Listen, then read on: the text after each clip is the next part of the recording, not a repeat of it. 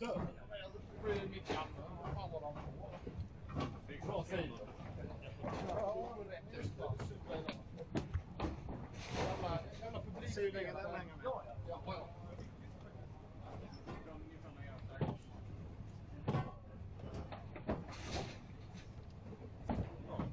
Kör hårt.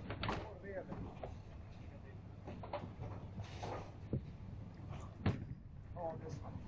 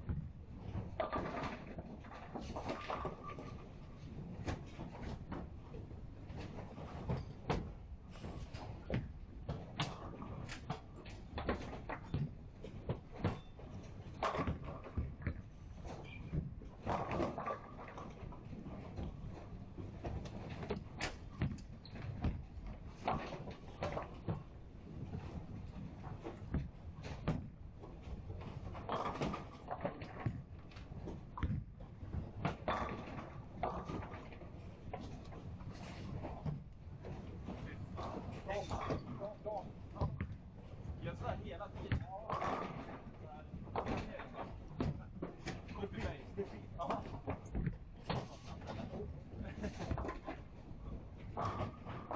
sett det på film. När man hittar det knappen på tjejen då blir det jättebra. Ja. Så bara fortsätta följa, då blir de ännu gladare.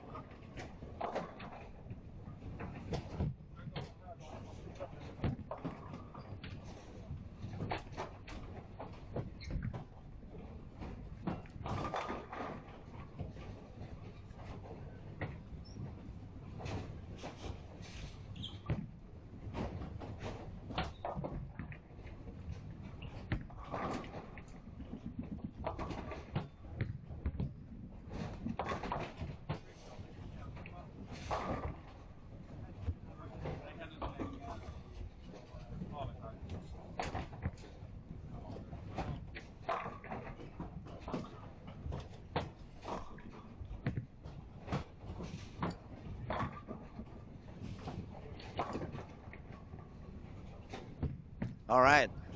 Hello, ladies and gentlemen. It's a pleasure to be back here. Olympia Bowling Alley, Helsingborg. We are in the middle of the first game of the fourth squad. Which one is it already? I lost count. Yeah, it was. This is going to be the fourth squad. Fourth squad. We have the pleasure to have with us Victor Backe and also Robert Andersson, national coach for Team Sweden. It's a lot of bowlers from Team Sweden bowling at the moment, so it's going to be a pretty interesting squad to watch and learn and see how they develop and see what type of line their bowlers are using. So far, I can tell you it's not going to be an outside line. You're not going to see very high scoring if the people are standing far to the outside. Doesn't matter if you're a right-hander or left-hander. It looks like the easier spot of the lane, if there is any easy spot, it's going to be a little bit deeper. So we can expect the line to move deeper and deeper during the day. But let's see how my partners over here see the things. Robert, Victor, what do you think? Well, hello everyone. Yeah, I think that I was watching the video from Jonas, the lane man, and 2 years ago it was a pattern that was played very, very deep inside, and last year it was more to the right. Oh, last year And, was pretty far outside. Yeah. Yeah, so now they wanted to go for something in between, but knowing what the guys from the States like to do, I'm guessing we're gonna see deeper. It looks More like to- by the yeah. weekend it's going to be some loft Yeah. on the balls, and at the end of the squad, the ball's going to start flying down at the bottom of the lane. Yeah. Also, it's not an easy pattern. You can see the score is not so high at the moment, even if there is a lot of talent on the lanes at the moment. It's not one of those big, easy, open patterns. It's a little bit more complicated. You don't have that much room, so that means you really need to be accurate. You really need to stay away from the penalty zones. Speed control may be a factor, especially on the first couple of games. You probably don't want to use any super aggressive pearl ball at the beginning, because that's going to make the ball be very sensitive to any little mistake you may do. And it's going to be pretty interesting. I think it's going to be a very fun week to be here and watch how the people find their way into success. Yeah, I have to say it feels a little bit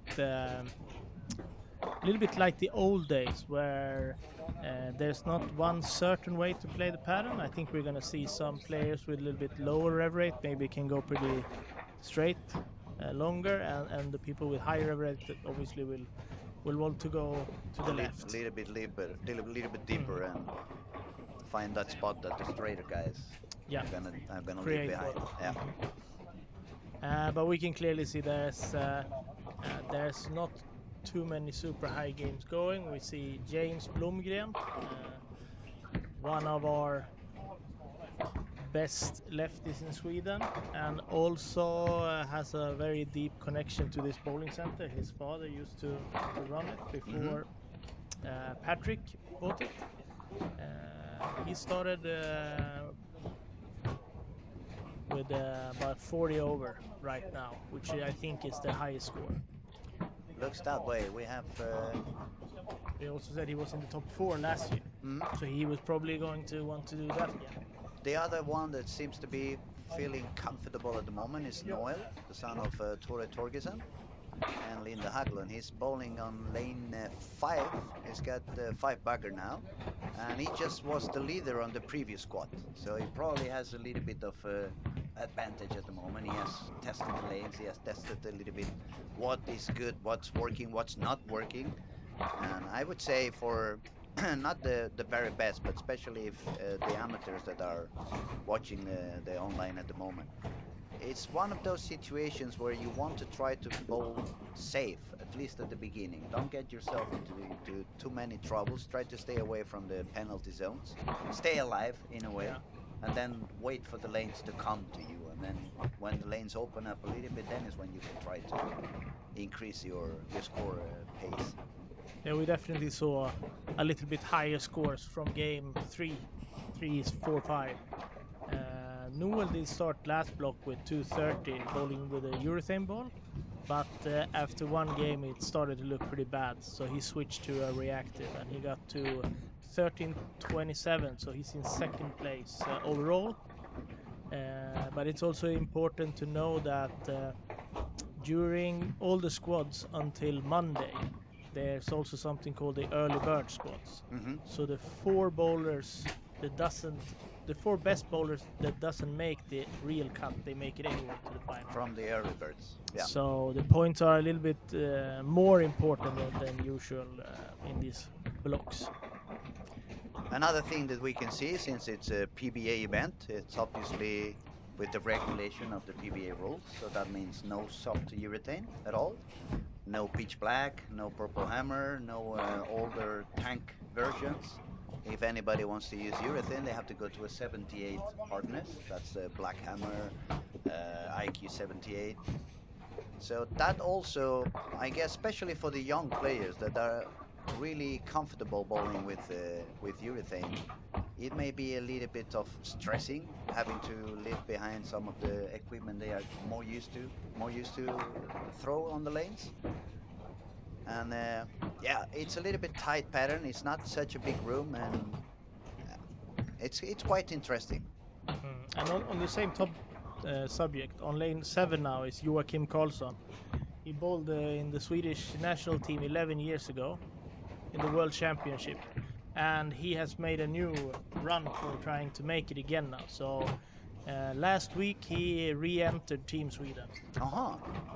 So he's back on track. He's back on track. He's leading the PBA Sweden ranking. The regional? Yeah. The regional one, and he started here with 248, which is a great score. Which proves he's on the strong motivation again to perform and to do things the right way. And it's always nice when you kind of reconnect with the sport and you feel that motivation and that hunger to train again and become better again and show yourself out there.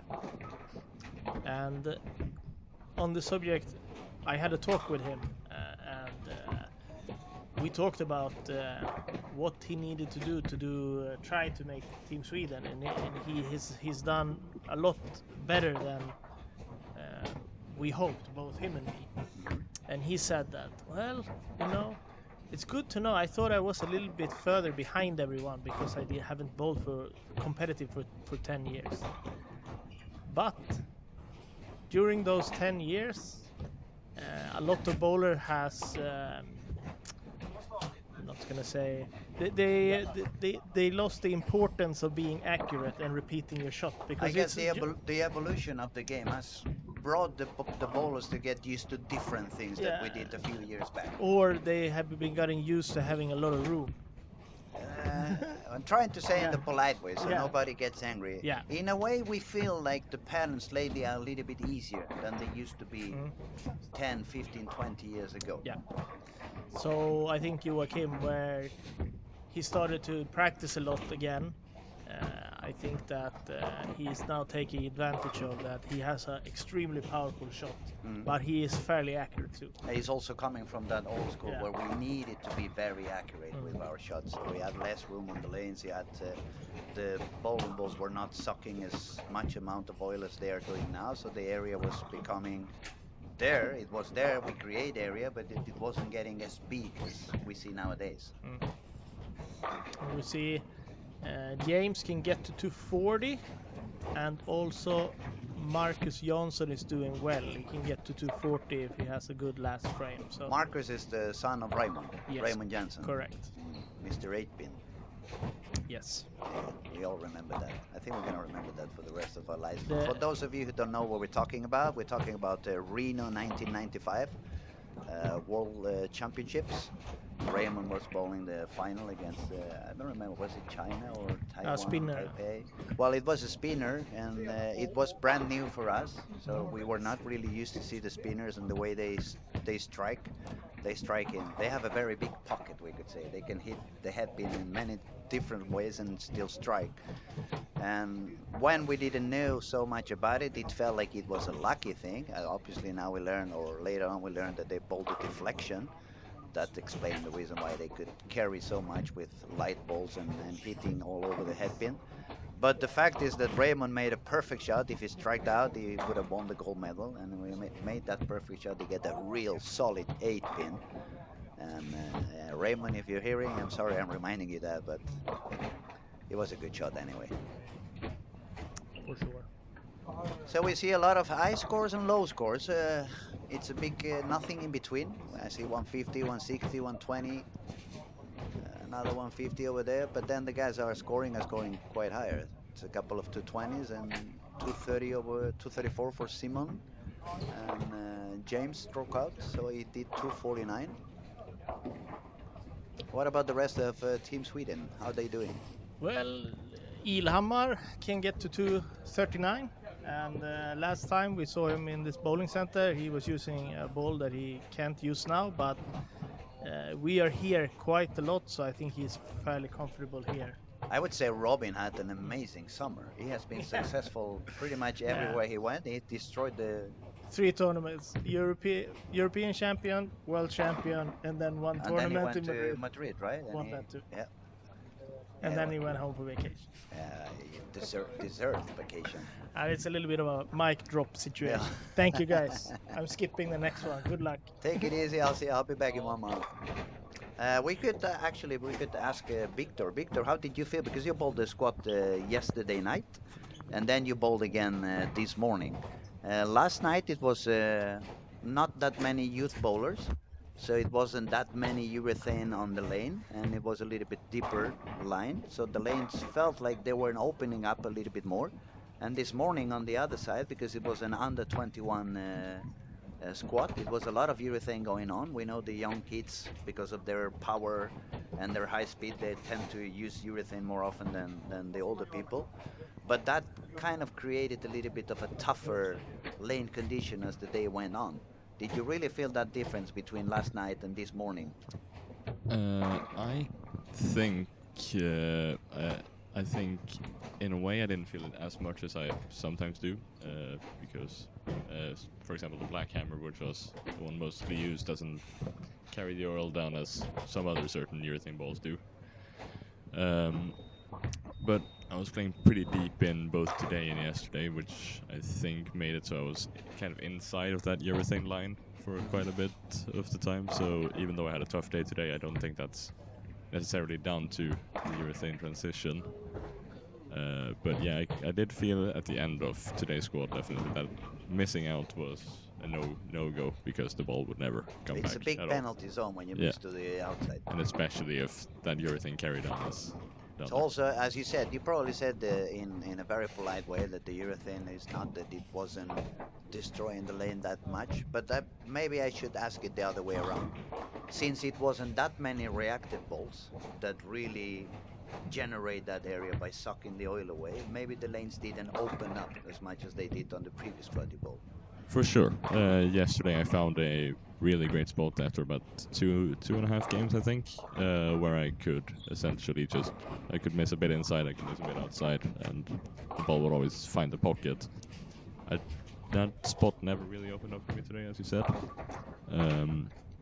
which I think you might have a point in that the reactive balls hadn't been there to suck the oil away and make that little dry spot on the outside. And that's one of the things that's happening with modern bowling, since the equipment is more and more aggressive and stronger reaction, so the chemistry on the balls is getting more, how could we say, the balls affect more the panels than they used to affect them before. So you need to be really aware of what goes on around you. Next pair I'm going to go, I need to find out what's going to happen. Am I going to have more room? I'm going to have a little bit less room. And you need to be a little bit more, use the strategy a little bit, I would say. I mean, if I know I'm going to follow somebody that's not going to make my lanes a little bit easier, maybe I don't want to try to make 260 right away. Maybe the next game is better to play safe, be happy with a 210 or 215, and wait for the next change of lanes and see you find someone has generated a little bit of extra room for you.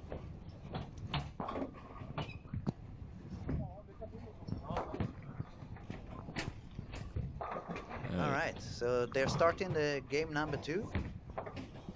Still, we're not going to see that much transition. We're going to expect to see people moving deeper and deeper after probably on game 3 and 4th. On the 4th game, they're going to start moving in.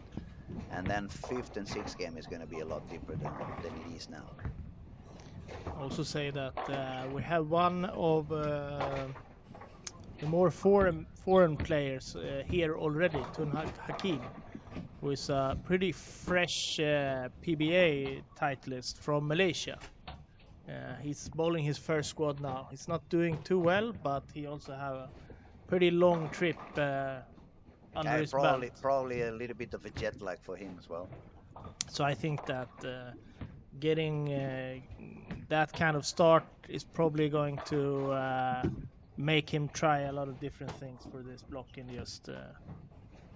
Also, I believe when you make such a long trip to play a competition, you're obviously not going to bowl just one or two squads.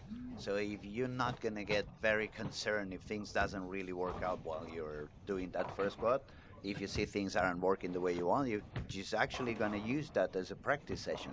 Yeah. I mean, I'm going to see where is the limit, how far can I miss outside, how deep can I go, and try to do all this. Try to get as much information as you can from the lane, so then when you jump into the next squad and the ones following after, you have a better idea on what you want to do and what you for sure don't want to do. Yeah. I think it's almost more dangerous to stay to the right for too long than to move a little bit too quickly Too inside. quickly to the left So or inside. I think that when we see the Americans guys coming in, because their solution is very often just moving left. So let's see, and he's very good at that too. So I'm sure we're gonna see him moving a lot left.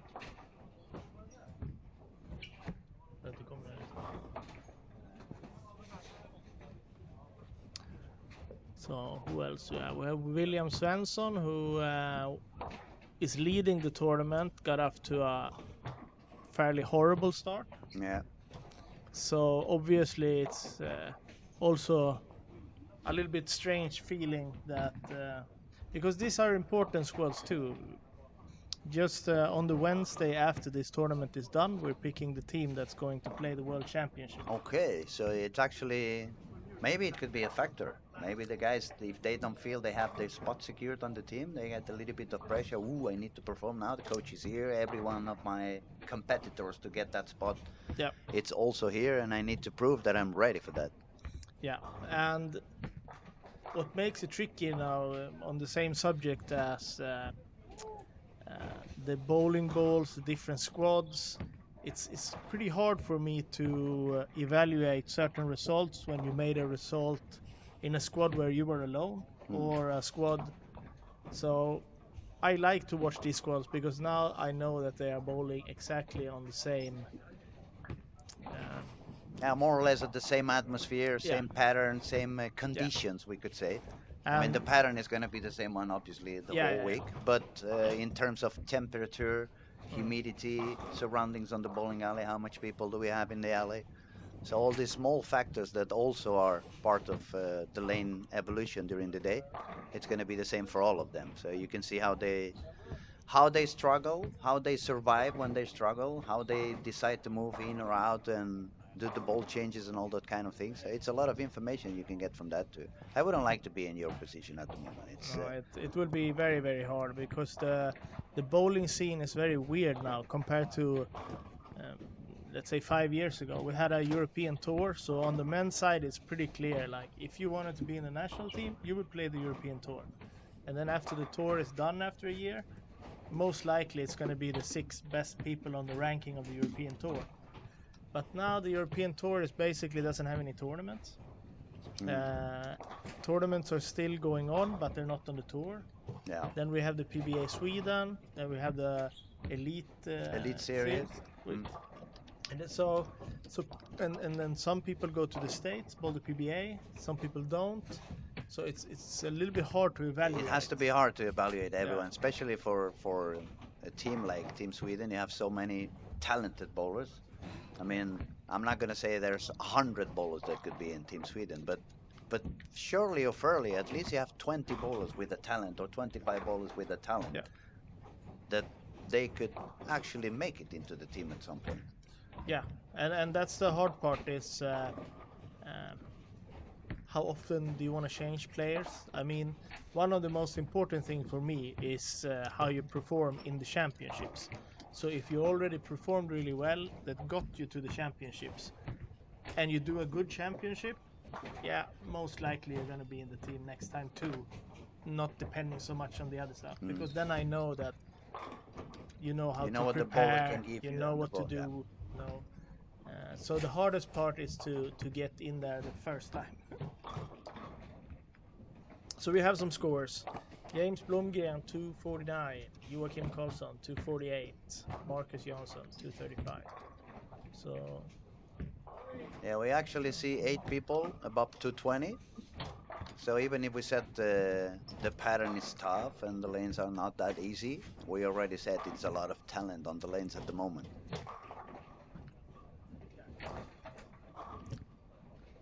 You think we're gonna see some 1400 today? I said,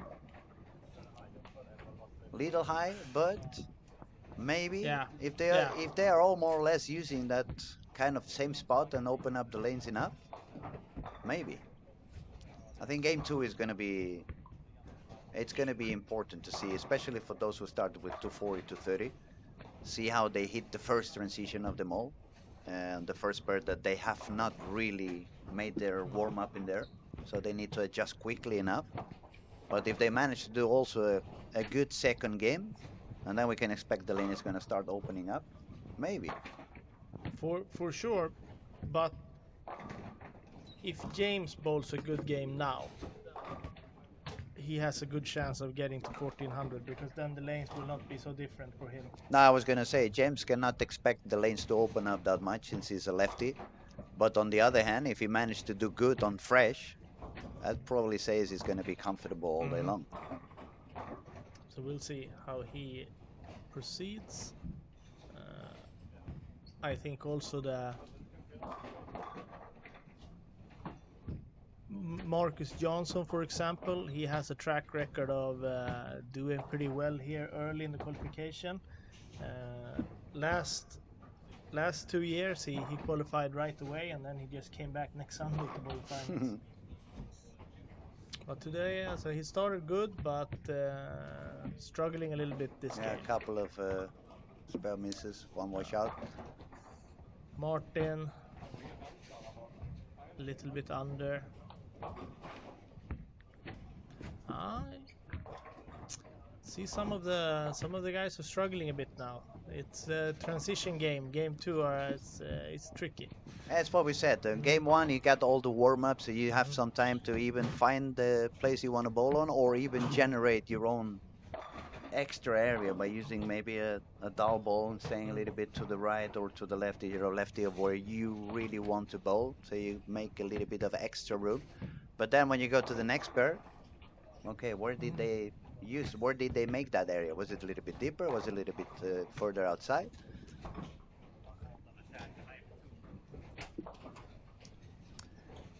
Again, if anybody wants to ask any questions, just feel free to just text on YouTube and we will try to answer any of your comments or any of your questions. And that's the main idea. We're not only here to talk about what we see, but also to promote the sport and help everybody out there. If you have any doubts about what we're talking about, if you're a little bit more amateur or you're new in the game and some of the stuff we're talking about, you feel it's a little bit out of context or you really don't understand what we're talking about, just feel free to text and ask us. We'll be happy to answer. I'll also say, except for Team Sweden, they are also joined here by our youth group, which is boys up to age 21. Okay, so we could say it's not only the Team A, but also the younger ones. Yes. So there are 7 of those. How many of those young ones are one-handed bowlers?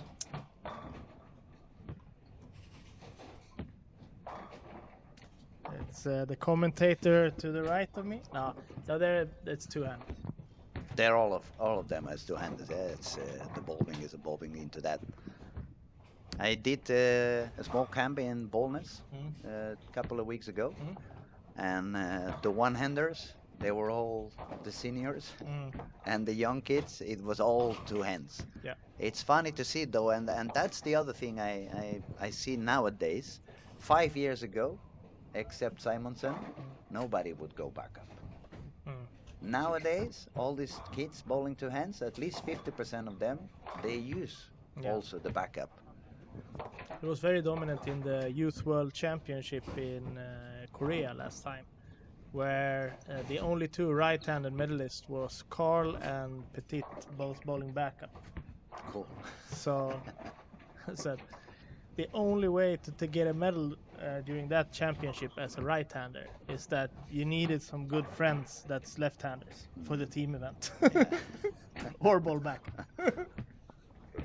When we were here like a month and a half ago, something like that, for the under 21 Wolf youth, I was mesmerized by the Norwegian guy, Matthias. Mhm. He does it so easy, and also he can bowl like a regular two-hander, hooking the ball, and he can suddenly go back up.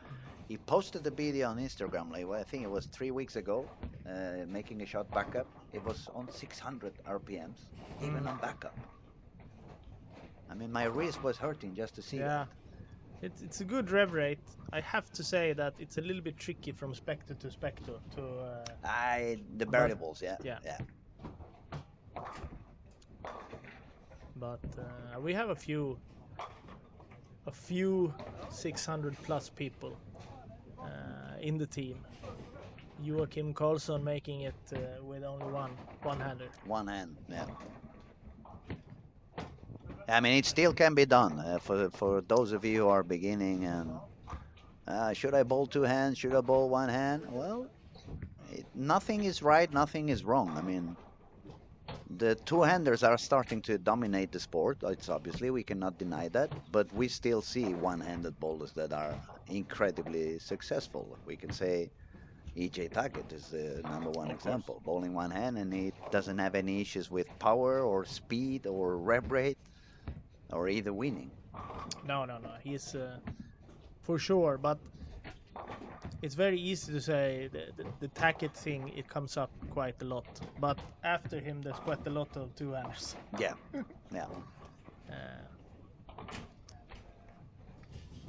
When we went to the tour, so Joachim he bowled the last World Championship 2014, and before that he was playing. He won some titles on the European Tour in San Marino, and he also went to the States a few times. And he got the nickname the Beast. The Beast, because of the power. Yeah, and That's funny. we made a lot of fun. He didn't like the nickname very much, so whatever he did, we took a picture of it and we just added like a The beast. Eating breakfast like a beast. But Yeah, it seems like on second game, except a couple of exceptions, score pace has gone a little bit lower. We see a lot of open frames all around the alley. But we said that from the beginning. Game 2 is going to be the most tricky one, probably. When you hit the first transition and you want to find out, okay, what am I going to do? Am I going to go straighter? Am I going to go deeper? Is it time to change ball? Maybe should I move deeper and slow down my speed and stay away from the traffic? It's a lot of decisions you need to make, and you need to understand what's going to happen. And unless you have ball already or you have a very clear mind, when you start thinking about too many things, you can confuse yourself as well. yeah, We've actually got a question in here now. Okay. From Daniel Milton asking which ball is the most popular in this year's competition. Well, Assuming it's he's referring to been, this. I would say it hasn't been enough series already. We haven't seen enough squads. I don't see any ball that has been dominant. If you ask me outside this competition, I would say the new Ion Pro Solid seems to be gaining a lot of room among the bowlers. But so far it's hard to say because it's not really a pattern that it's going to be urethane friendly. So we don't really see any bowl dominating so far. It's a little bit of everything. We see bowlers trying many different things, and I don't know. Have you seen any bowl more dominant than others at the moment? No, not from what I've seen. I would just say that the difficult part of picking a ball here is that you have to So it's a 44 feet pattern, but it's not that much oil in the end of the pattern. So it's gonna feel like it hooks a little bit more than 44 feet pattern. It's a lot of oil on the heads, but then it's just kind of brushed down. Yeah. And also it's tricky. So that means that you don't want to give up too much control. Mm. So I would say that probably not going to see too many really strong balls. No, In the on the beginning, exactly. You want to have some ball that is not gonna overdo and overreact at the minimum change you do on your speed or the release, or you grip it just a little bit more. You want a ball that's going to be fair to control, but then on the other hand, unless you have a lot of rev rate, you cannot really go for a hard urethane, because since we are talking it's a very deep line, the urethane typically reads pretty early. That's why you have control. But if it reads pretty early and you're bowling deep inside on the lane, the angle that's going to give you in the pocket is going to be very weak. Yeah. So you're not going to carry. So it's a little bit of deciding, do I want to play a little bit safer? Do I want to take a little bit more of risks?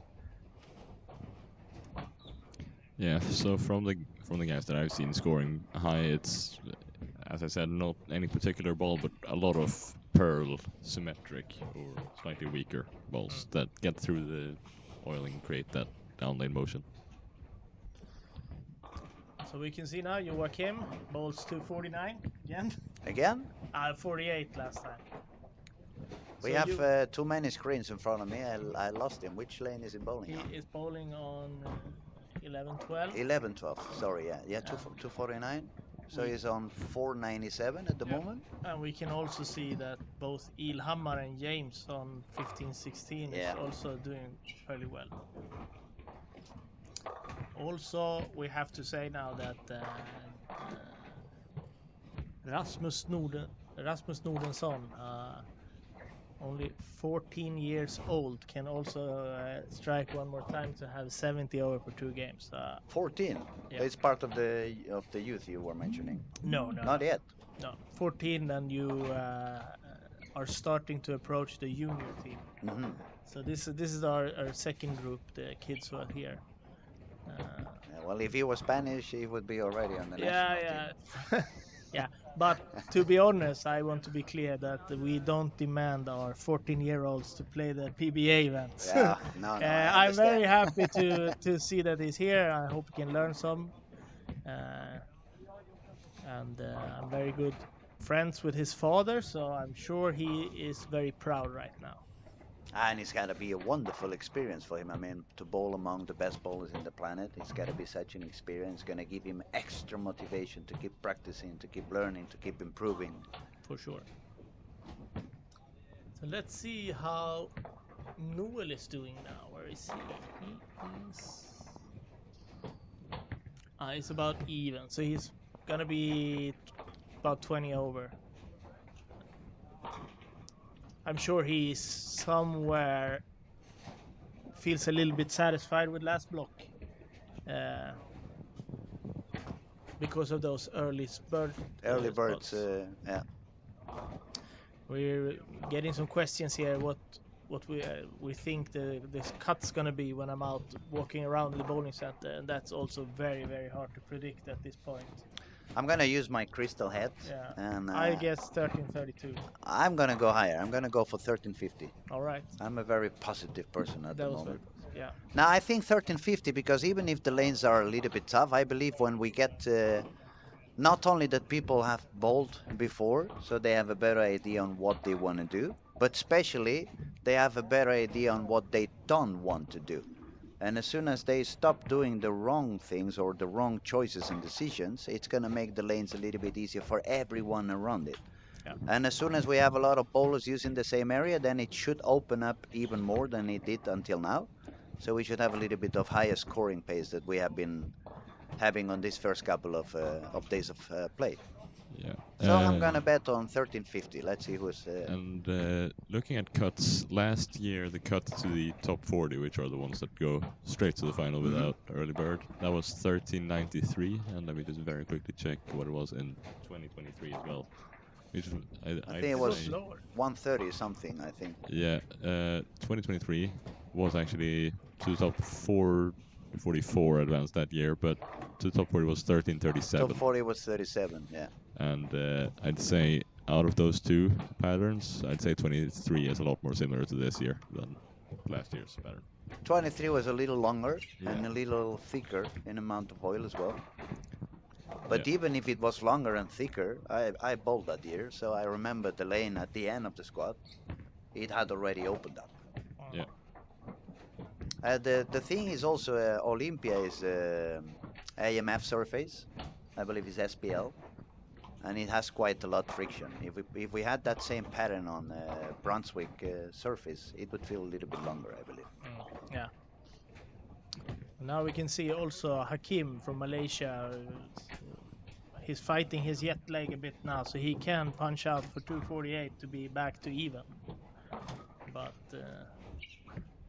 James can go to 20, so he can be 70 over. 70 over, And Robin is like 50, 60 over.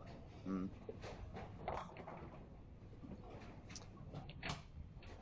See. yeah. We have 458 for the young kid for Rasmus at age 14. We had a 257 on lane Theo 1. Sten, yeah. Theo Sten, so he recovered from game 1. It was a little bit low, so now he's going to be happy sitting on 23 over.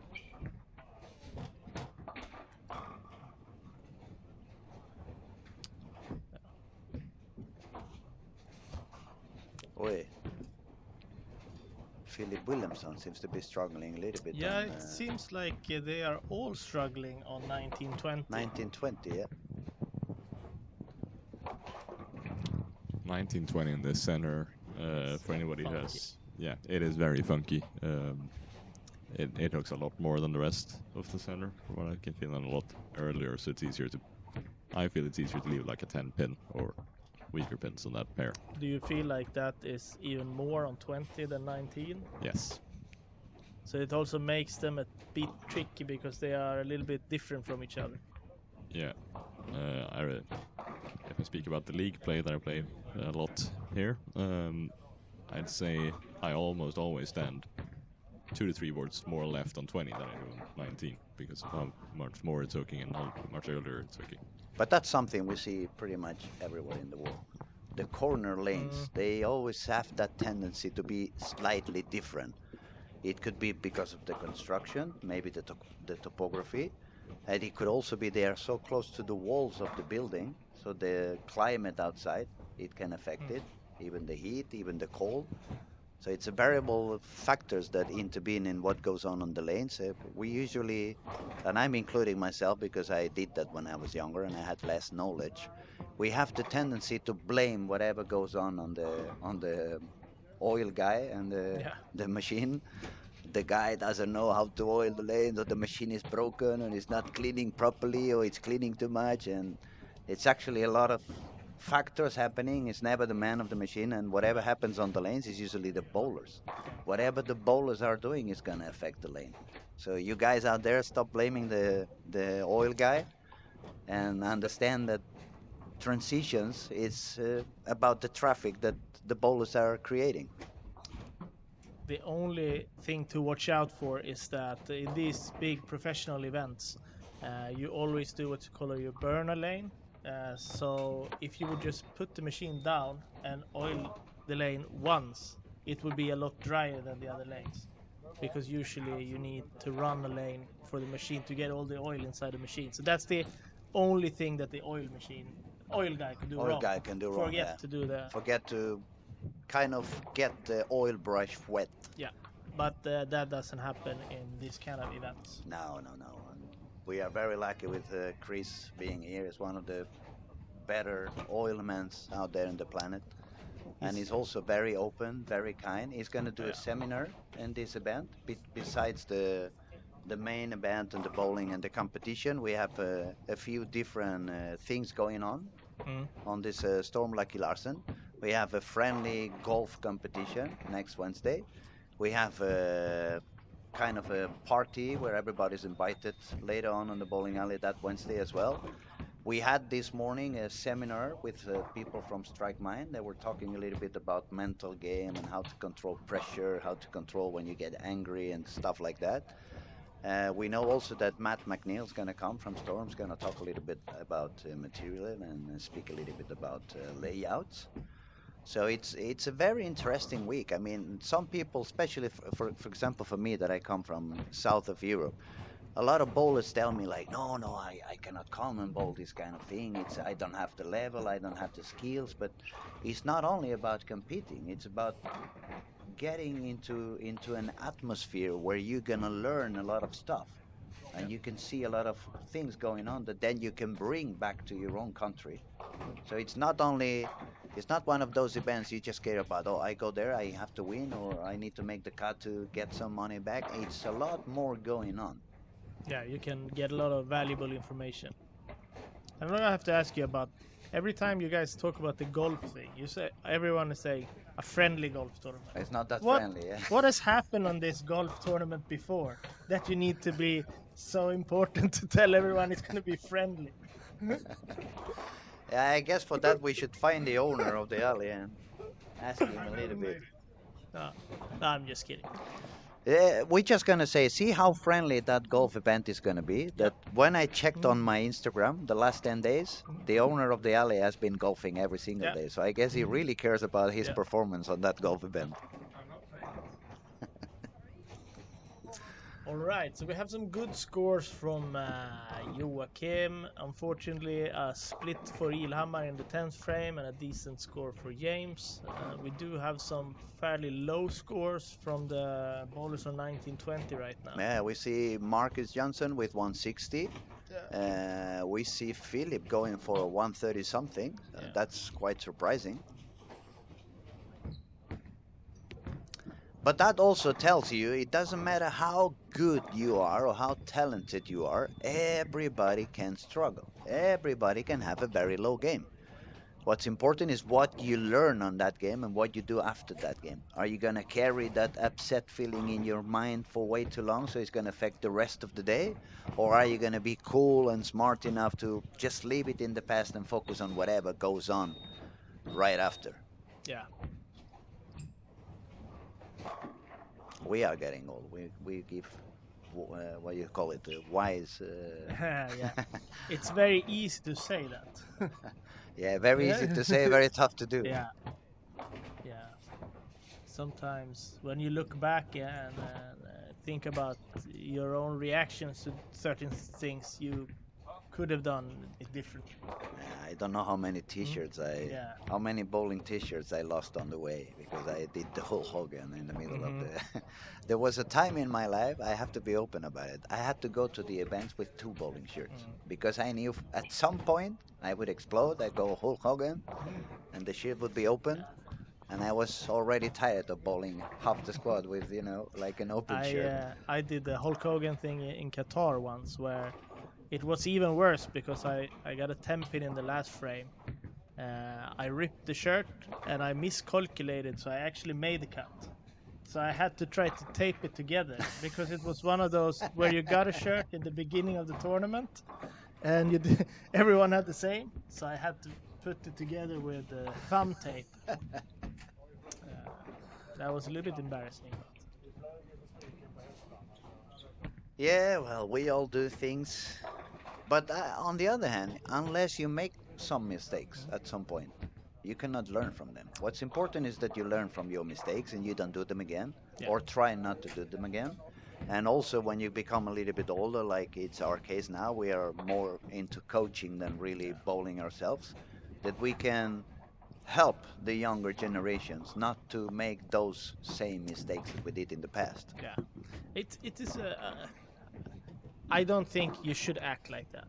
But if you turn it around and you see many of the greatest bowlers in the world, they were kind of crazy when they were kids. Oh yes, oh yes. I mean, all of So I also I also don't like to see when somebody's really struggling or doing something and then you see nothing.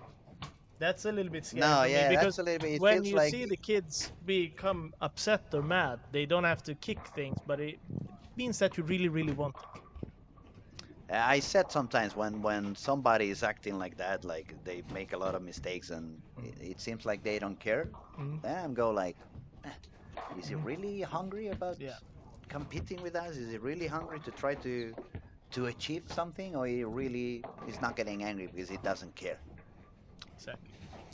Okay, so we got a score update. Joakim Karlsson almost 100 over. James 70 over. Rasmus Norensson 60 over. Ilhamar 40. Robin Norberg is in the youth group, so he's the best youth player right now. And usually, when the scoring pace goes a little bit lower, the older guys They have a ran- tendency yeah. to shine a little bit more. Yes, and that has to do with what we were talking a little bit sooner. That 10, 15 years ago, it felt like we bowled on a little bit tighter patterns than we are doing nowadays. Mostly probably because of the machines as well. The machines, the oil machines were not so sophisticated as they are today. Now the oil, board by board, they decide the amount of oil they're gonna drop on each board and all that kind of stuff. And back then, I remember even if we go further away, when the centering machines were there, it was just on card. That would, the thicker the card, the more pressure it would apply on the oil brush, or more oil would be on the lane. But those cards were 5 boards thick, so that means everything was happening every 5 boards. Now they do things board by board. Yeah, I think also there was a time when everything goes in waves a little bit. I usually tell the story about now we're going to go back in time again, but but we had Tim Mack, one of the best bowlers in the world, starting traveling to Sweden while we had the Super 6 tour. And then the pattern was fairly easy. And he would dominate it because he was the first real cranker. Yeah. He had twice as much rev rates as everyone else. Yeah. Keep winning everything. And then maybe 2 or 3 years after that, for some reason, everyone decided to make really, really difficult pattern. And at the same time, Anders Öhman, another very I good remember, yeah. sharpshooter, he came back from retirement going, what are you guys doing? It's just this super easy lane. And we couldn't do anything because we were so used to the easy lanes for 3 years. And he would dominate. Dominate, being so accurate like no one else could. Yeah. Yeah. And then for me, where I started to struggle in my career a little bit, it was a time where almost every tournament was 39 feet because they figured out that they needed women, men, people with a lot of rev rate, low rev rate, and this sort of like 39 feet, everyone can bowl that. But that became very speed dominant. The faster you can throw it, the more controlled bowling ball you can use. And I wasn't throwing it so fast. And then we came into the, let's call it Purple Hammer era, where accuracy has not been super important. So I think that's a good reason why maybe some of the kids haven't prioritized that. But Yeah, I have to it say, makes sense. I mean, the younger they are, the less time they have been Yeah. on the game, so they have experienced what they have experienced. yeah, And if as you very well said, the bowling has been moving kind of in waves. For me, I remember the first big change I noticed in the bowling industry, it was when the synthetic lanes came up. Because when I started bowling as a kid, especially in Spain, they didn't invest that much in bowling alleys, so we had a very few amount of bowling alleys, but they were all wooden lanes, and those lanes were really tough. But also on that era, to be the local player, it gave you a lot of advantage. I remember when we bowled the event in Barcelona or Mallorca, the guys that were coming down from Finland and Sweden, all of them were better than I was, but I knew each lane. Every time I changed pair, I knew exactly if I had to move a little bit right or a little bit left. And that always gave me those couple of frames of advantage. So it was kind of bowling with handicap yeah. when you were the local bowler. Same thing in Tali.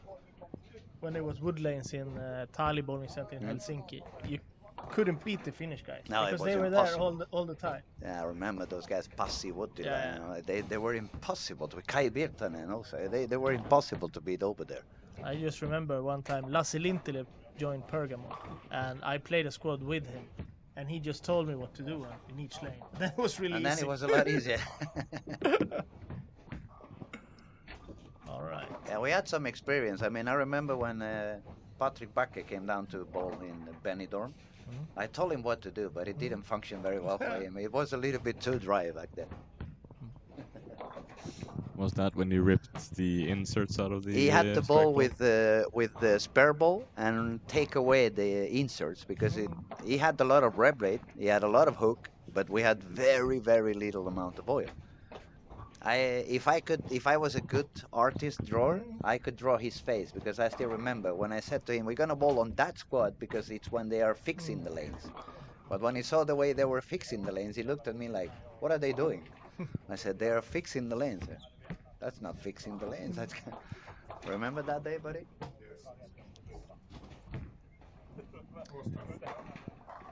It was a very tough event, actually. I won that one, and I bowled below 200 average. So it was very tough, very dry. I remember I brought 9 balls, all of them shiny, and Patrick was asking me, "Why are you bringing all the balls shiny?" I said, "Wait till we get there, and you'll understand." I would simply change ball every couple of games because the surface was gone. And that also was a Boden lane, but it had not been resurfaced for, I don't know, probably since they installed the lanes. So when the boards were opening, the oil would fall in between the boards and the heads would become super dry. So back to the action. Let's see. We have Joachim with 497, James 472, and Rasmus 458. Let's find them on the lanes and see how they're doing now. Rasmus is with 3 open frames on lane 17, 18. And Robin is actually doing pretty well on 1920. On 1920, I was going to say, yeah. As a group, they found a better solution. I wonder how is it going to affect James being a lefty to bowl on 1920. Is he going to feel that big of a difference or not that much? I don't know, but he has for sure done it so many times that he has a good idea what to do if it is different.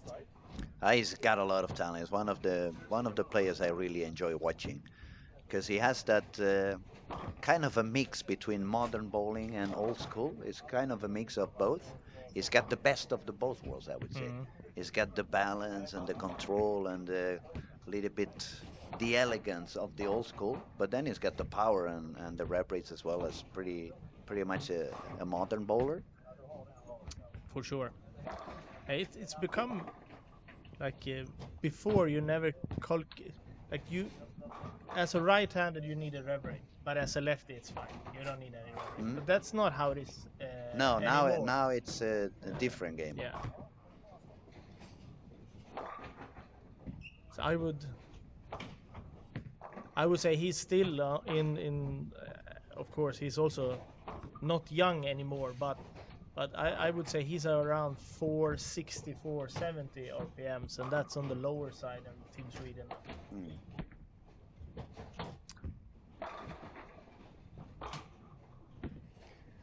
Ilhamar is doing well. And you can see him too, when we were watching the World Championship, but also handling his emotions. He's very good at that. Yeah. He got a big split the last frame. You see him just go, crap. And then he takes 2 and just continues next game. Not any worse than that. No, and we said before, it's not only about the technique, it's not only about finding the easy spot on the lane, it's not only understanding which ball's going to give you the carry, but it's also to control your emotions. I mean, you can be the very best in the planet on technique and lane reading and grabbing the right ball, but if your mind is not set properly, you're still going to lose control, you're going to lose the abilities that made you who you are, and then it's game over.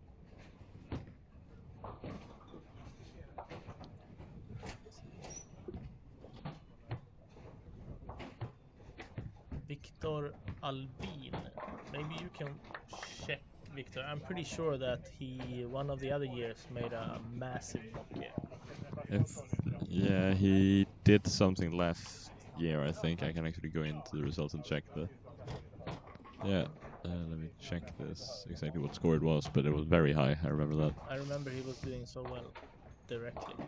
And I think he was only like beaten on the last day by Jesper, if I'm not. Yeah, 15-25. 15-25. He qualified like that in his first squad last time, also fairly early. And now he's doing pretty well. Yeah, and as I said, he only lost the qualifying lead in at the very end to Jesper. And he's 400 for 2 games, but he has a potentially very good game now. So sometimes you just match up well to the bowling center. Like you said, Marcus has the year before that. Marcus qualified also right away in his first block. I think he shot a 300 on day 1. Yeah, if you check Marcus, because I think he made a massive score, even though he didn't bowl so well in the last game. Yeah, Yeah, he 1480 when the cut was much lower. and he qualified in first. Oh, okay. Yeah, and he did shoot 210 in the last one, but he had 1270 for 5. Look, so he missed.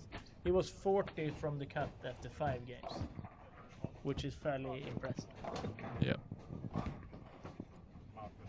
All right, just saw on lane 15 and 16, Philip and Carl, who did not start on their best, especially for Carl. But both of them are really deep inside. I saw Philip around board 24, 23 on the arrows, and Carl was even deeper. And now they seem to strike. They both have a double, so I'm thinking the transition starts to show up in some of the pairs. And we can see the bowlers start to go deeper and deeper. Joachim is struggling a little bit. He was a little bit further outside than the two of them, because I just saw first was a Philip shot, then was Carl, and then when I saw Joachim, it was like at least 5 boards further right. You see how deep that was for Carl? So he moved like 26 more or less in the arrow, 26, 27, and it looks like he missed one to the right. That's why he got a soft 10. Ball read a little bit earlier.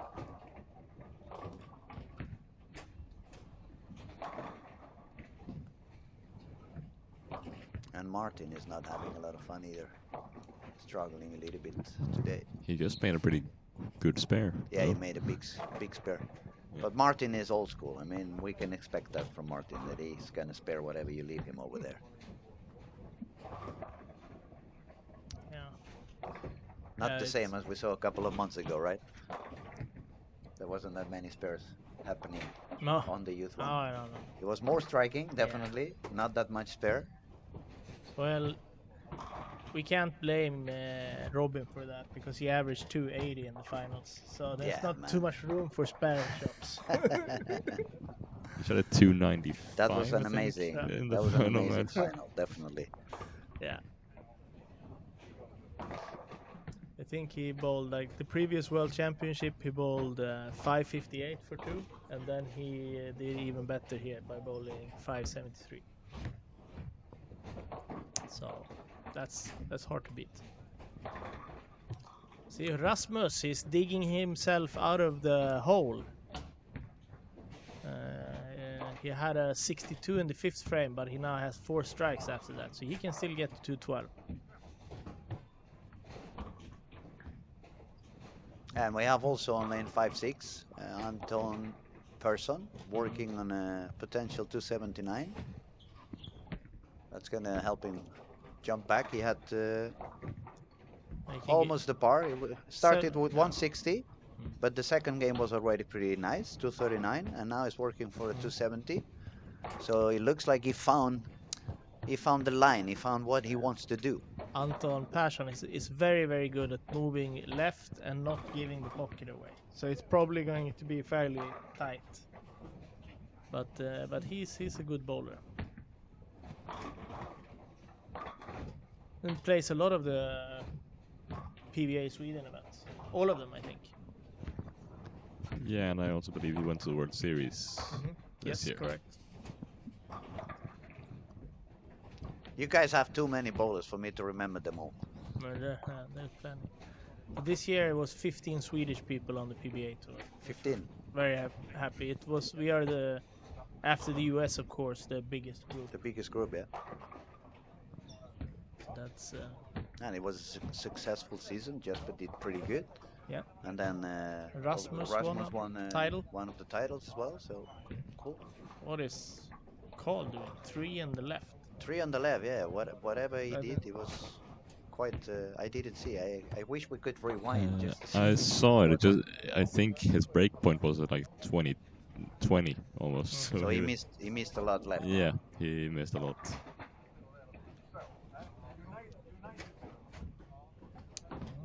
Ilhamar had a good game going, but now got a big split. Yeah, and as you said, Victor is also running on lane 11 Victor Albin. or 13. Yeah. No, 11, 12. Yeah. So I have a couple of very high games coming.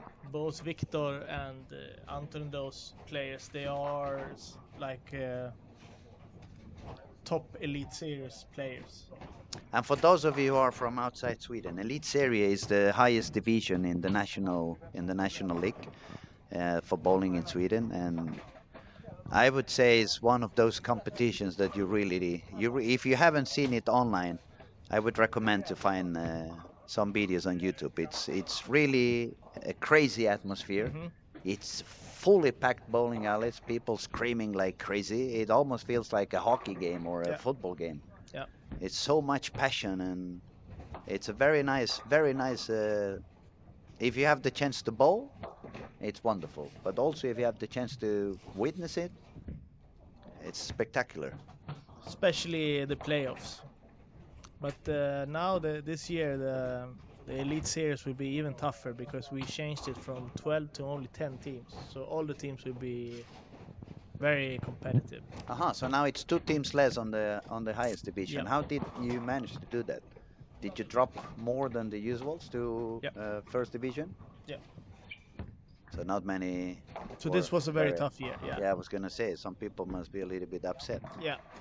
But Like I 1 don't. year ago we would have stayed on Elite Serie, but now we're not there anymore. So there was some changes to the league. Before we played the whole season, and then the top 4 teams would go to play the playoffs. Now the team 1 and 2 is guaranteed to go there, and team 3, 4, 5, 6 are playing Kind of a previous playoff round to see make who it the- even more So exciting. you make it like a final 4 afterward, or It's going to be the last weekend for league here. All 10 teams will play the last matches in one bowling center during the Saturday, and then this will continue on the Sunday. so you're gonna have to choose a big center if you want It's to. yeah. So it's gonna be even more crowd on it. It's gonna be even more spectacular than it was. That's gonna be massive because when you have the playoffs, it's only 4 teams, so the fans of the 4 teams will be there. But now you would have the fans for 10 teams. The 10 teams, yeah, exactly. Okay, tough last shot for Rasmus. He gutted the field shot for a 180, so now he's 38 over, which is still a great score.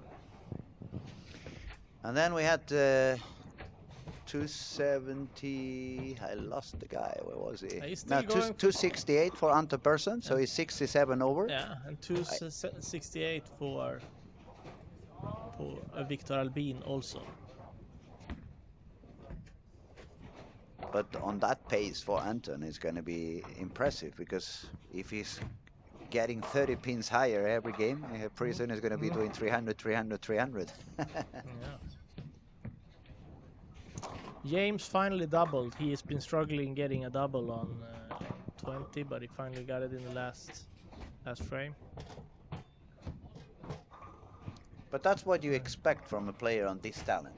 It doesn't really matter. He doesn't find it. He keeps moving, doing small adjustments, taking all his turns, hitting the pocket, and finally by the end of the game, with enough patience, he found his spot. He could make a double. Now he could make it to Turkey and still go away on a tough pattern, on a tough pair of lanes, better said. Still managed to do 220 or nearly 220. Yeah, that's one thing you see with the guys that are really good in these longer or in these shorter blocks maybe, that they avoid those what you call it blow-up games where they shoot like the 170s, 160s. And that is also a factor. I mean, when you bowl on a very easy pattern, you don't require that much energy from your mental game. But when the lanes are tougher and you don't have such big room, you need to be paying attention all the time to what goes on. So you get to the end of the day exhausted. The energy goes away much quicker. And I have to say too, if you compare us as a group, my group, you become a product of your own environment. And I would say Sweden right now, we are really good at easy lanes, especially when we can use urethane. But we lost a little bit on tricky lanes. You can clearly see that when we go on the PBA. As soon as it's on an easy pattern, we're very competitive. On a difficult one, we have more problems. But And last European Championship was low scoring, and we did worse than we usually than do. you usually do. And I want to add exactly what you said. The problem is that if you're not used to difficult lanes, you get nervous in a very different way. Because if you get nervous on a easy pattern, you don't look like an idiot. But if you get really nervous and bowl bad on a tough pattern, the bad games are really bad games. Yeah, the and low the ball, games are really low games. and the ball is never close to the pocket, and you start losing your self-confidence. You can also see a lot of our young kids, they don't like to shoot spares straight. No, they And- keep hooking it one way or the other. And then that's fairly easy on an easy pattern. I agree. But then you bowl a long, hard pattern and you try to hook it on the 10 pin and you send it to the left. It's not gonna. Yeah, you miss a little bit out because you bowl back up on that 10 pin, but that pattern doesn't give you any room when you miss out.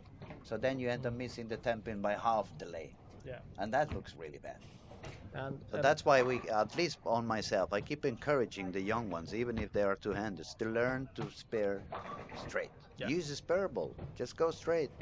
Nothing is easier in bowling than sparing a single pin. And we are happy because we are playing also in the league or the team event, because it's also very different to become nervous in an individual tournament and nervous when you represent a country or a team. So that's not where you want to be missing all your spares. No, definitely not. It's not only going to affect you, but it's going to affect the rest of your teammates. Yeah. All right. Who is in the lead now? It must be pretty tight between Joachim, Anton Ed, and James also James. still up there. Yeah, we're still waiting for the results to come in here on our screens. Albin has also 70 over. But with the scoring pace there now, I don't think we're gonna see the 1400. The 14, yet. I was going to say, the 1400 looks a little bit further now. Yeah. But I only need one guy to shoot the 1400, so I don't look like an idiot that doesn't know what he's saying. And I'm hoping that the lanes open up from now on, since we're now starting fourth game. Transitions should be there. Yeah. And hopefully some of the guys find a little bit of extra room and can surprise us with another 700 series on the next 3 games.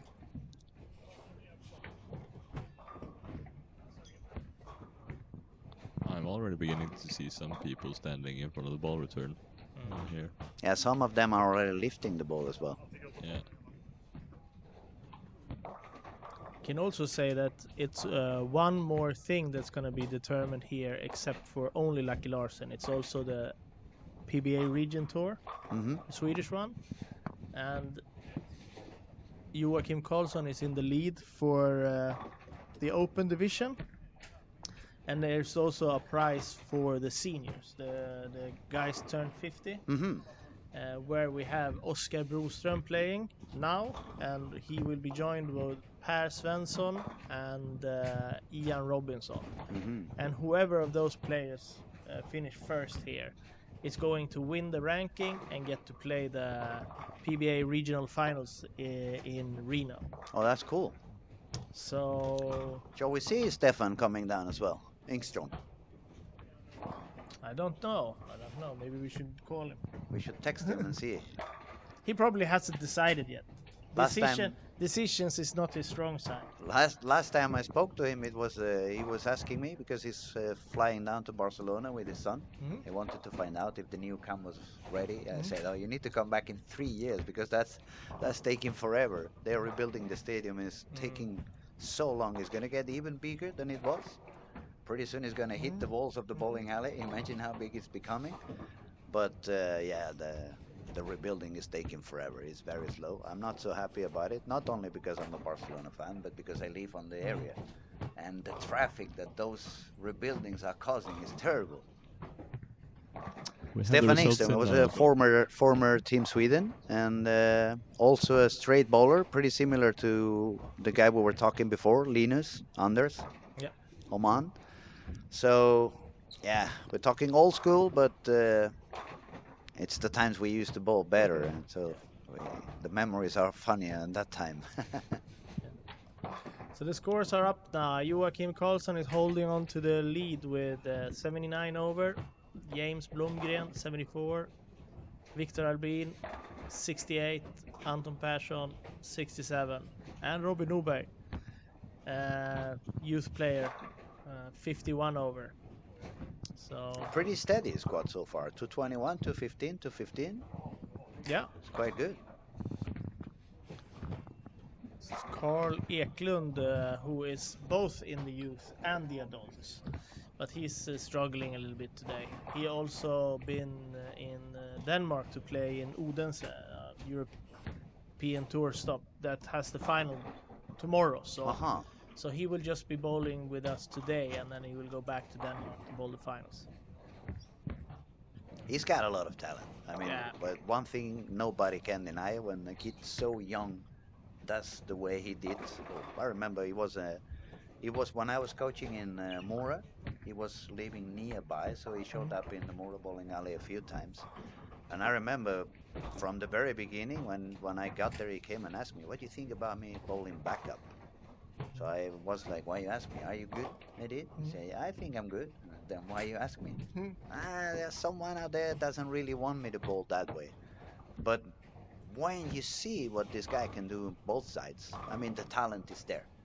Maybe now he's hitting that age where you start thinking a little bit about girls and party and go out, and maybe you get a little bit of distraction, but it's part of growing up, it's part of being humane, and you cannot be successful forever. I mean, I don't believe any of us has been successful every single season that we bowled. We had our ups and downs.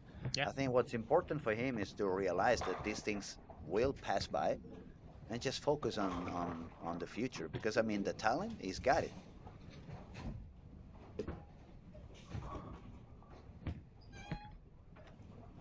So he's probably going to be one of them to soon at least go and maybe play the World Series or try the tournaments in the States. Shall we get a little bit into politics, or shall we skip them?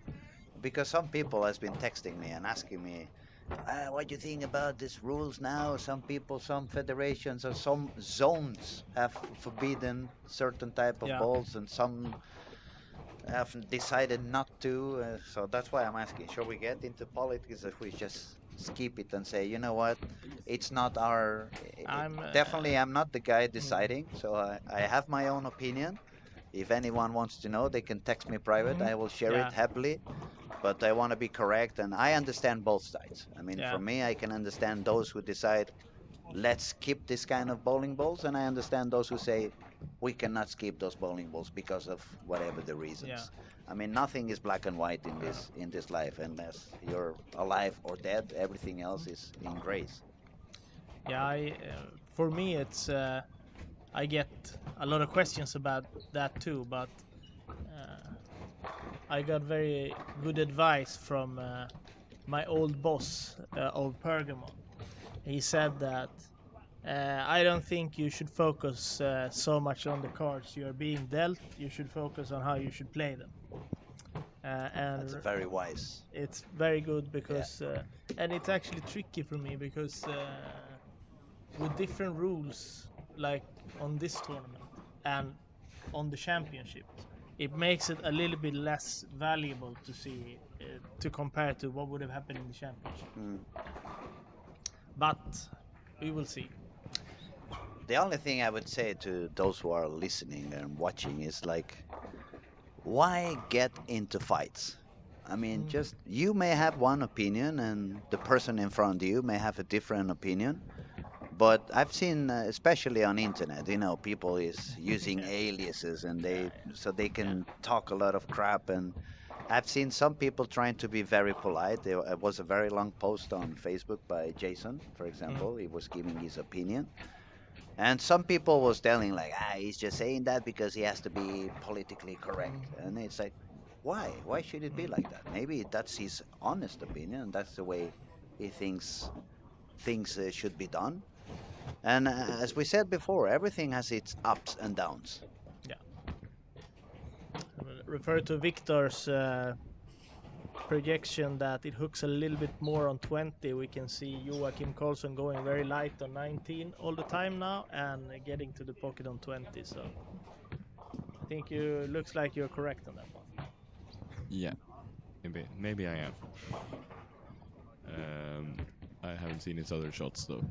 Oh, there's been good shots on the right lane, and then this is it was a very light strike and then a 2-pin and then a 2-8. Some strikes again. Maybe it is opening up. I think there's more strikes in a row. Transition is coming. Come on, come to me. Come to my 1400 already. You need the right people to do it. Anton Persson is doing very well again. He's my horse at the moment. Oh, Joachim misses Keeps that improving spare as those well. 30 pins per game. He's gonna be the one. You were talking about the PV in Sweden points a bit before, but I've put them on the screen for us here, and as we said, Joachim is leading the general qualification, and then we have Anton Andersson from Göta in second, tied with Dan Harding at 70 points. That's 12, but this event counts, I think, 1.5 times the points. A lot of Jota there. Yeah, a lot. And then Arnar Jonsson, who is in fourth, is already qualified for the finals here because he won the event in Eskilstuna. And that's going to be the same with Pontus Andersson and Carl Wolgen.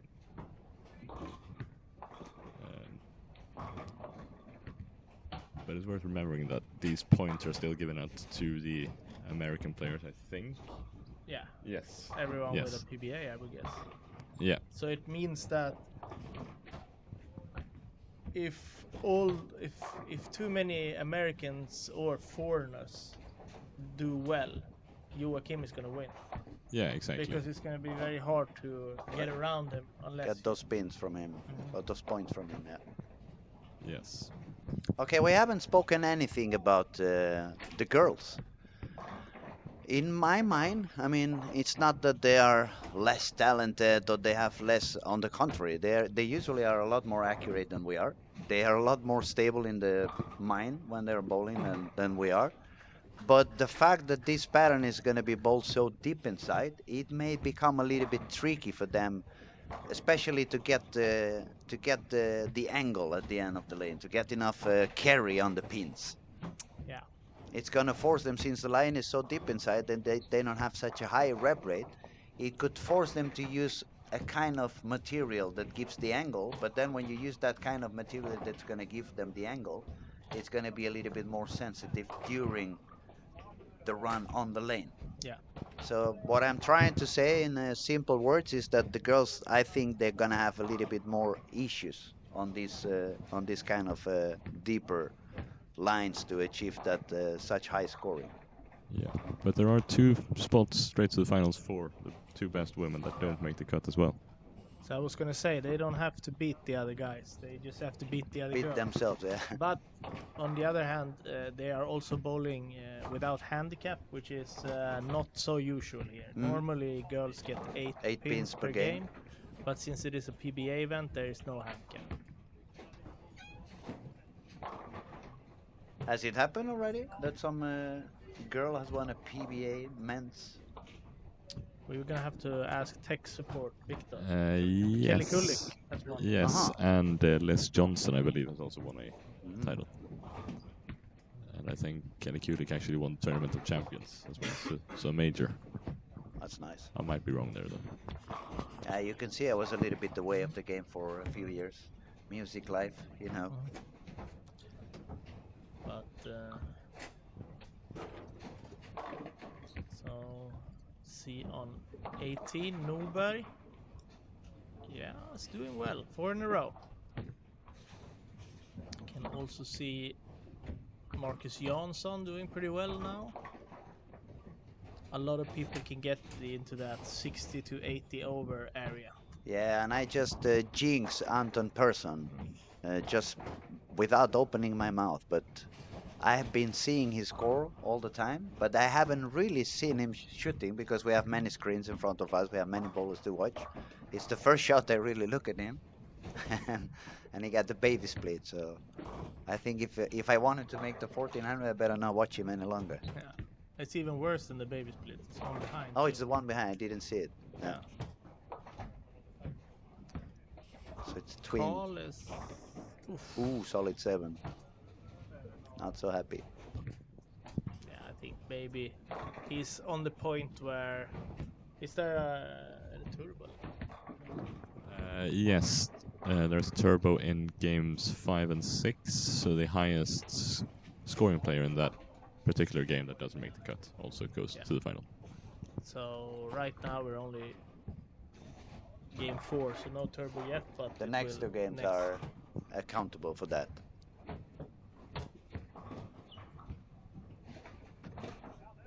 Pontus is also going for a high game now. 279. Yeah, and he was a plus before. Also a player that likes to go a little bit deeper. So he's gonna be happy as soon as the lane keeps going deeper and deeper for him. Yeah.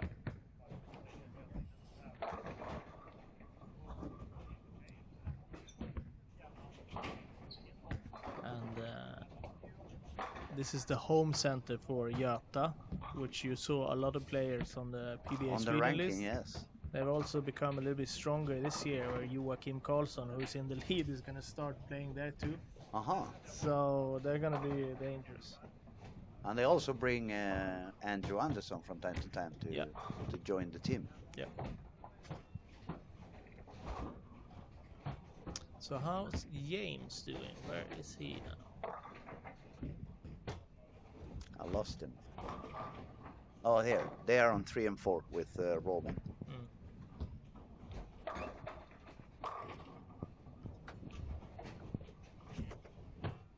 Not the highest game for any of them too. But that also is tricky. They come from one corner of the alley and they went all to the other side of the bowling alley. And that usually happens as well. It's always some difference between sites in the bowling centers. What we said before, probably the climate, it could be the air condition, it could be the topography. But usually we see this kind of difference in every bowling alley we go in the world. It's always a little bit different from the left side of the bowling alley to the right side of the bowling alley. I think from 1 to 20 in this center, it's even more noticeable because of the, as we've talked about at the World Cup as well, actually, with the lane memory. And the first 6 lanes are a little bit more like because parties. And exactly, there are a lot of birthday parties there, so balls flying all over the place. So that may affect those lanes a bit more. Yeah, it's always hard to change signs, as you say. Marcus Jansson going for... Yeah, it's looking stronger now, bowling deep. But very, very, very strong performance at the moment. Yeah. Very, very solid player.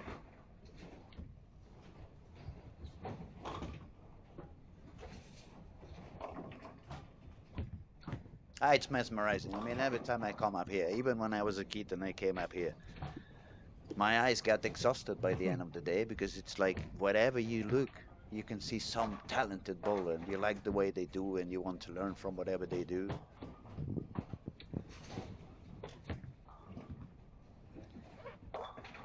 It's an experience that, especially to those countries nearby, the other European countries that you don't have as many talent as Scandinavia. I would tell you all, you need to start coming to these events because the amount of good bowlers that you can see, it's going to help you understand the game better, and it's going to motivate you to learn to do different things and learn to do things in different ways.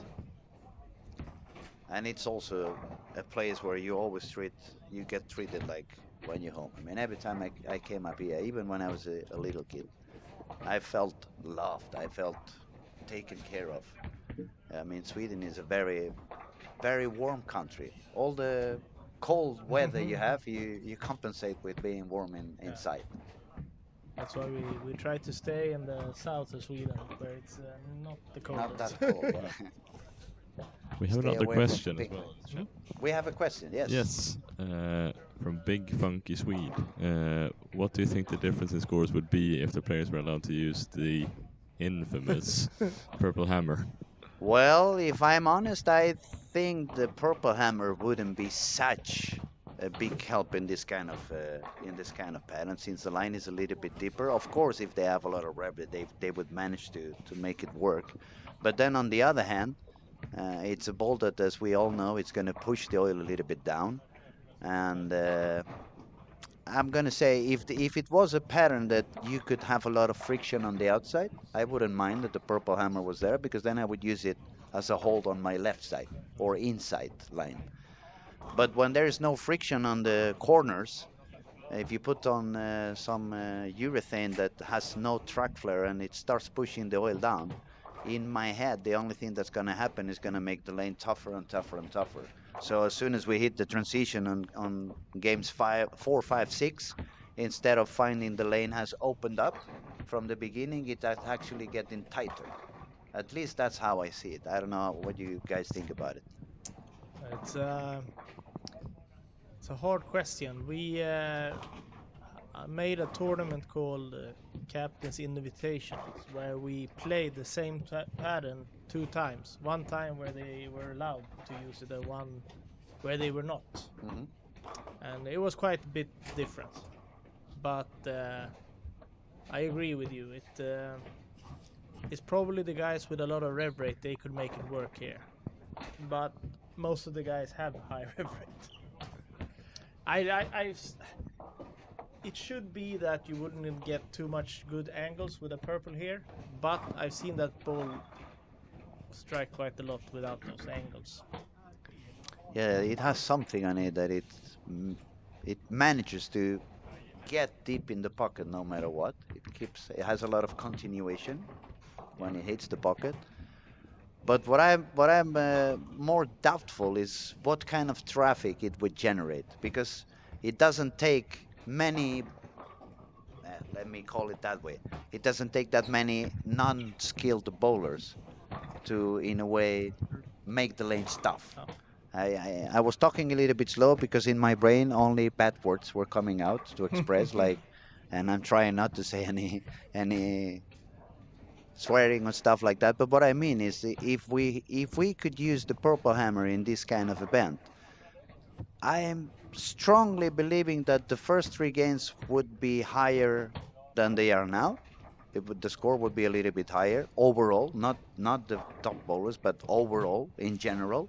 But by the end of the squad, we wouldn't see such high games as we may see on the following days and the following squads when people is using the resin that's going to open up the lane. Yeah, I think it's difficult to say, really, what it would be like, because it varies a lot from center to center and pattern to pattern, how that particular ball works. But I think overall the scores would be lower if it was allowed. But that's just my guess.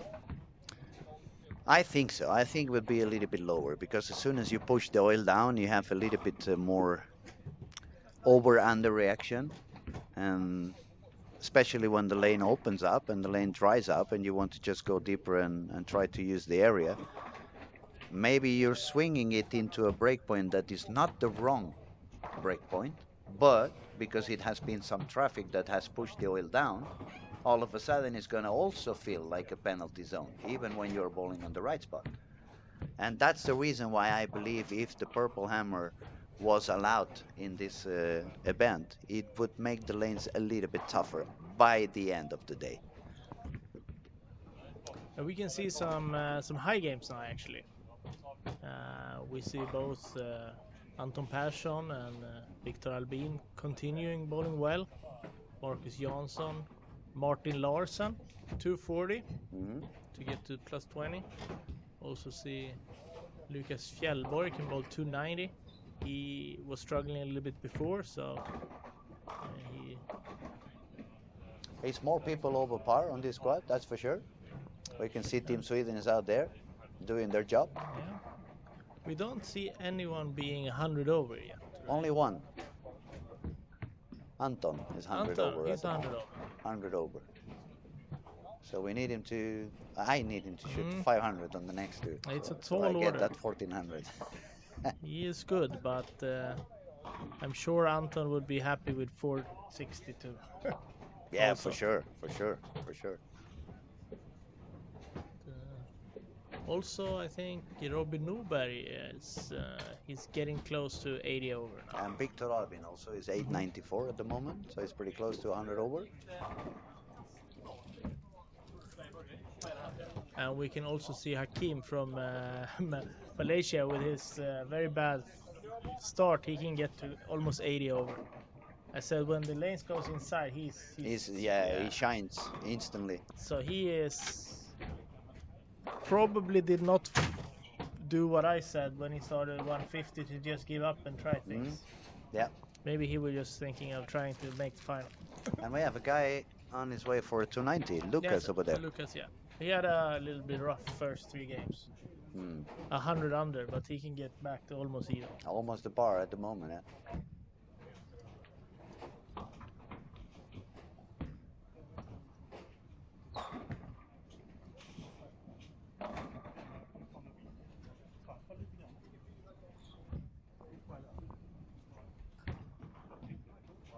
Oof, probably split. I've seen Rowan on the previous squad. It seemed to me like he's pretty good at speed control, actually, for a two-hander. Yeah. I mean, he manages to slow down when needed, and that's not something that you see anymore that often. People changing their speed on their shot.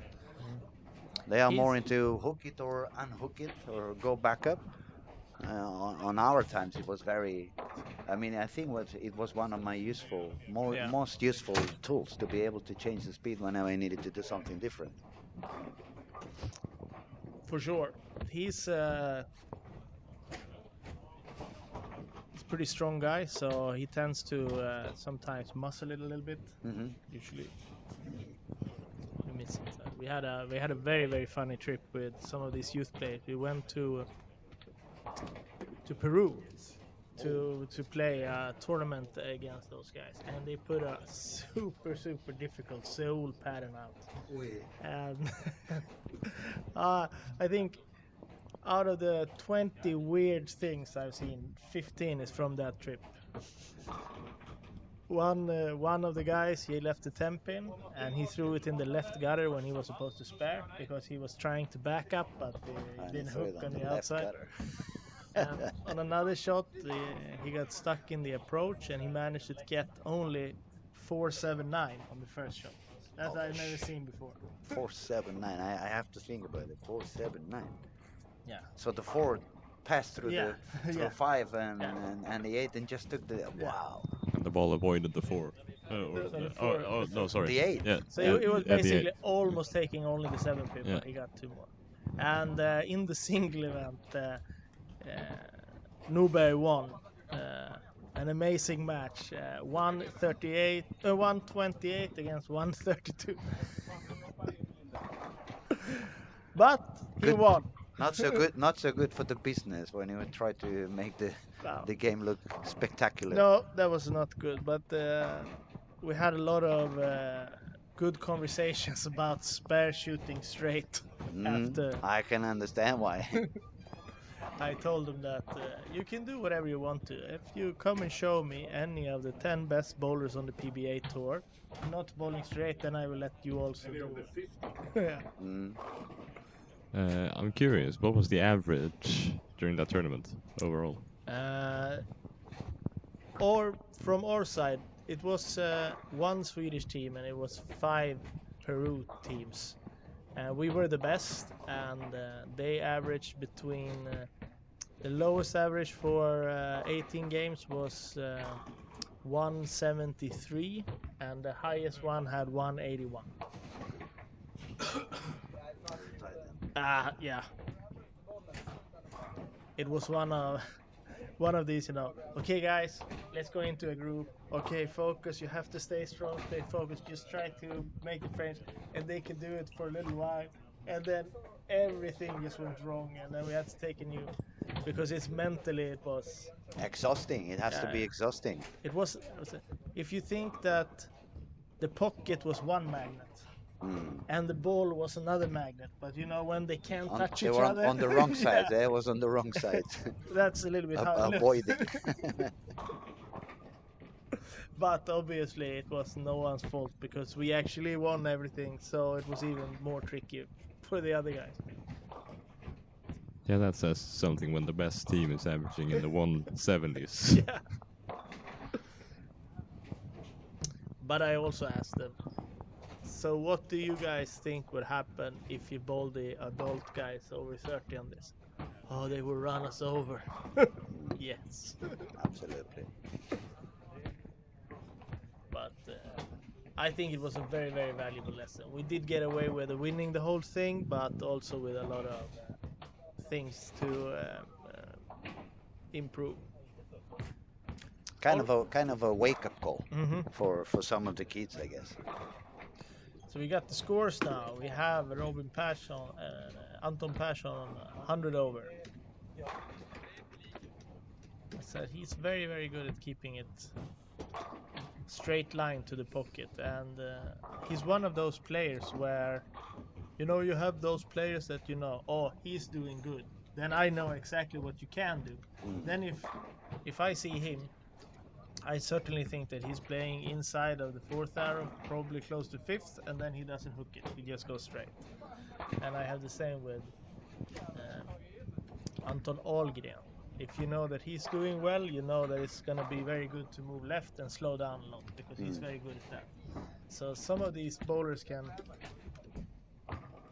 And then you have other bowlers, they do well, and you go, I don't know, A little bit, as I said before, with Philip. Every time I've seen Philip doing very good, he was bowling so deep inside, beyond the 5th arrow, beyond 25.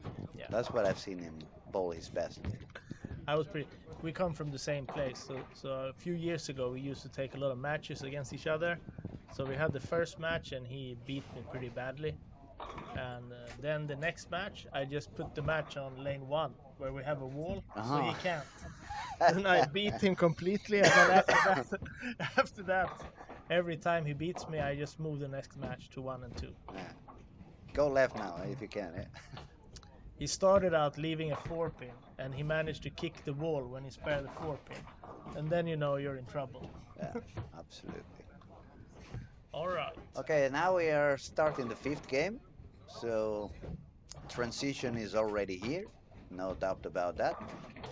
Now the main issue is how good is the transition on the lane that I'm bowling at the moment, because the traffic has been different. We have seen some people staying a little bit further and some people moving in a little bit sooner.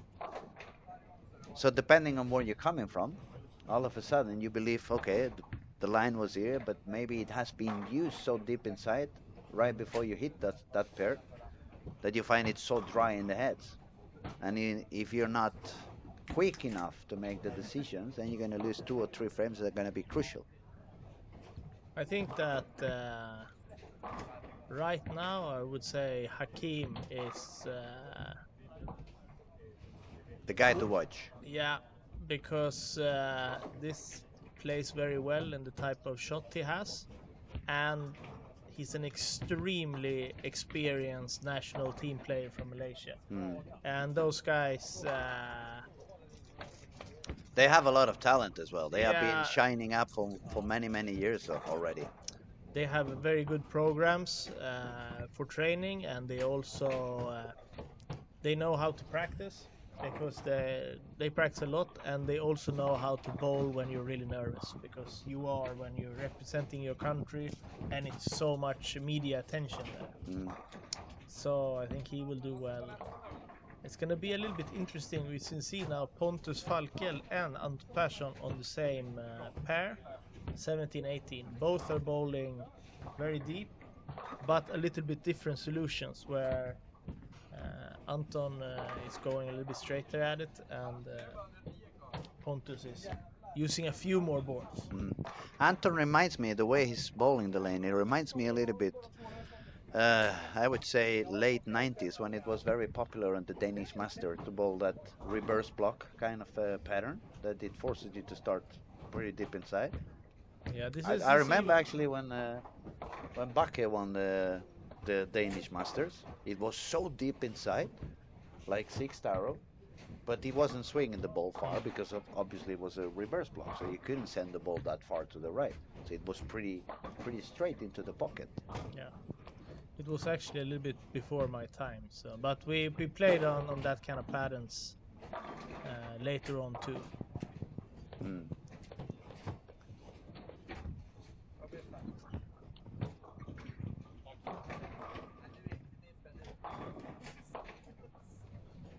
That is also, is it gonna be a factor for the lefties when so many right-handers start going deep? It's gonna end up affecting the heads for the lefties as well. Unless they also go so deep inside that they cross lines between them. There's also a subject that could get very. We had Ted Thompson here from Kaggle talking to us, and he says that righties can't affect the lefties so much because of the angles. Because when the right-hander goes a lot left, obviously he will need to throw the ball to the right. To the right. And when the lefties go and throws it the other direction, it's a fairly short amount of time that. Yeah, we could say maybe the first 5 feet. Yeah, 7 feet if you want. Certainly, I know lefties who claim that it affects a lot. So. Yeah, I was telling because I remember when we had the Thomas Leandersson Christmas event in Mora. Mora was a bowling alley that back in the day it was very tough on the corners, both sides. It was kind of a negative fall on the outside for both sides. And the pattern we chose to use with the help of the Kegel, it was kind of similar to this one. It was a deep inside line. You couldn't really miss out. It was not much room on the outside. And it was one of the complaints I had when I was there, because I was coaching on that bowling alley, and I was kind of responsible a little bit of what was going on. And I'm not going to say any names because there's no need for that, but there was a couple of very talented lefties from Sweden, Team Sweden, and they were a little bit upset, like telling me like, I'm not going to bowl here anymore because it's impossible for a lefty, there's no room, and then you put a pattern that all the right-handers are getting into my area, so I cannot move deep because it's all of you bowling in my spot, and I cannot go any further out because of the topography. And they were quite upset. So that's why I remember now. And I asked, do you think it's gonna affect them the same way as they believed it was affecting them? And then it's who should we believe? Ted Thompson, who is working for that and is a specialist on this, or real talented bowlers that I also believe they know what they're talking about. Yeah. And they are the ones throwing the ball. So they really feel what's happening. So if they really tell me I cannot really go any deeper because the right-handed traffic doesn't allow me, maybe a small part of it can be mental, but I believe it's true. It's happening for them.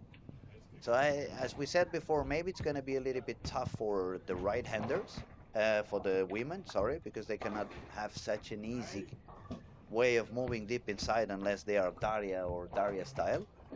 But that also makes me think about the lefties. What's going to happen if we get a lot of traffic and people starts moving in? Is it going to let them enough room to bowl on? Are they going to jump into the right sides because we are staying away from the outside as well?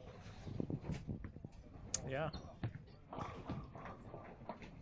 I mean, I think the lefties that can control their break point a bit and have the break point a little bit more inside than they usually have, they're probably going to be okay here. I think so. Yeah, because then they can start making shots so far right that the traffic wouldn't affect them either. And I think players like Jesper and James and those guys. It's just sometimes I have a feeling that left-handers want to have the break point a little bit further out because they used to see that shape. Even though they either go more left or they want to hook it a little bit more. But we will see. We will see. Okay, back to scoring. Let's see who's doing okay. We have Robin with a spare and Turkey on lane 12. Robin Norbert. He's up there. He's fifth in the squad with 70 over. 70 over. So Anton Persson has made marks all the way. And where do we have Victor? Right here. Aha, yes, you are. The other Victor, the Albin one. He is on 4. Oh, 3 and 4, yeah. 3 and 4. He's got a split between strikes. Joachim Karlsson, yeah. Where is Hakim playing now? He's on 5 and 6 and just baby split. But he has a double before that and he made a spare. He managed to spare, so yeah, still up there. It looks like, you know, when you're talking about the 4 extra spot, the early bird spots. There's not so many numbers between 1290 and 1350. It's only one score. So obviously it looks like it's gonna be a bunch in between there now. Yeah. Yeah. So this is a bad scoring pace for everyone who had 12. Who had already, yeah, absolutely. Absolutely. It looks like even the early birds are gonna fly up a little bit higher to 1320, 1330. So that's gonna push it up to 1350 for the regular cut as I was predicting a little bit sooner. So I'm gonna get one right and the other one wrong. It's no 1400 on this squad. It doesn't look like it's gonna happen.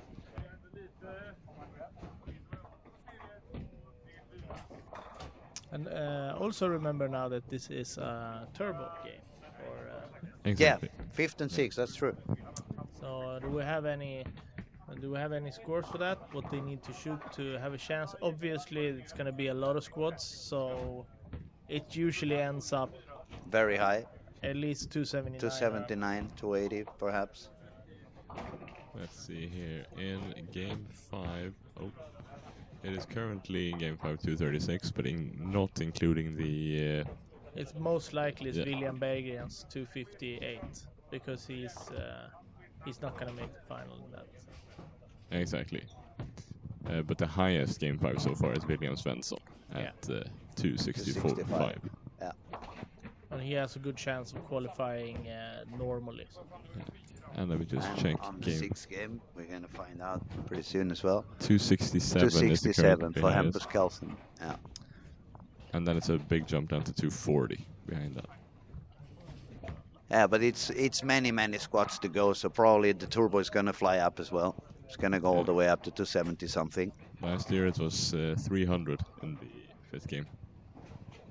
I think Nathan Bohr shot 300 in the second to last squad to make the cut. And there's one more tournament going on. I'm gonna try to explain it, but it's kind of tricky if you don't see it in front of you. The Lucky Game by Storm, where you can win a sponsorship by Storm for quite a lot of things. And the way it works is that you're supposed to make a high game in different frames from each game. So in the first game, it was frame 1 and 6, next game number 2, and so on. So it looks a little bit like a bingo cheat. Yeah. And then you just add up those 10 random frames and you get a score. This one is very hard to keep track of. Yes, I don't know if we have a number to beat right now. Last year, the first prize was a watch, and Yeah. even though it was high scoring, it was very surprisingly tied with 300. Yeah, 2 people, I think. Yeah, Yeah. and but that's very unlikely because some of these frames are frame 1, so Yeah. you have to strike when you move to the other side of the center, the first shot to Yes. bowl 300. And the last frame is also the last frame in this Yeah. final game. Yeah. So that is the only frame where you can really, like, you could go around and check. And then you have 2 free frames, 7 and 8. Yeah. Yeah. You can choose the best of any of the 6 games. No, this is just the frames. Yeah, it was too far. Yeah, but frame 7, for example. See, it's not marked. Yeah. Frame 8, it's not marked. So I guess you just choose the best. No. No. No? So this is frame 1. Yeah. Okay. Now I understand what you mean. Yeah. I see the numbers now.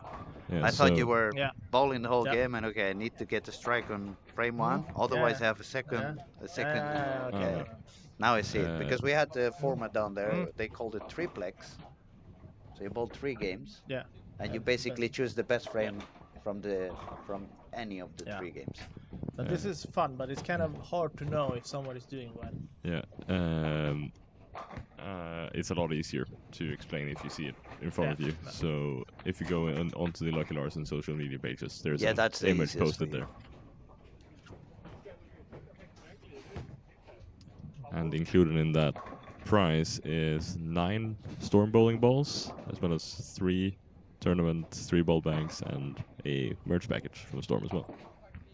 Very nice. And that is only for 150 Swedish crowns. That's like 13 euros Yeah. Yeah. Per squad you to bowl. play that. So And you don't have to bowl 300. You just have to bowl the highest of everyone. Exactly.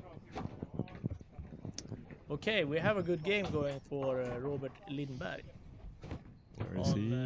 9 and 10. Yes. Possible 269. It also puts him in the run for. He can get to almost 100 over. Yeah. Carl Eklund can go to 269.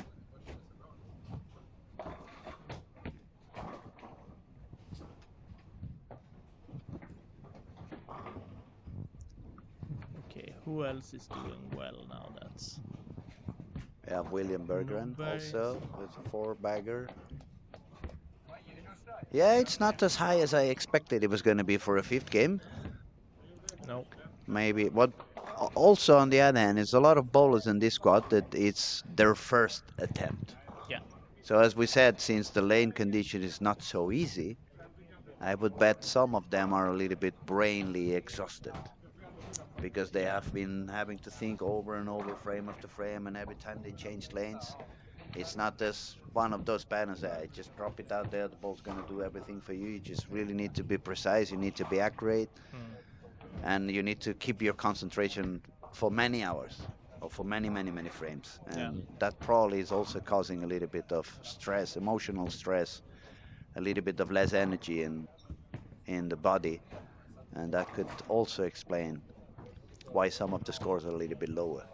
And with the re-entry style format as well, it means that if you maybe have 2 more, 3 more squads coming up, and you're out of contention, that's when you might try some things that you can learn from in the upcoming squads as well. I agree. It makes also all the sense in the world.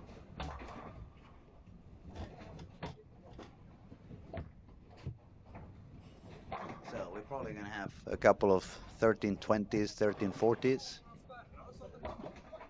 by the end of the day.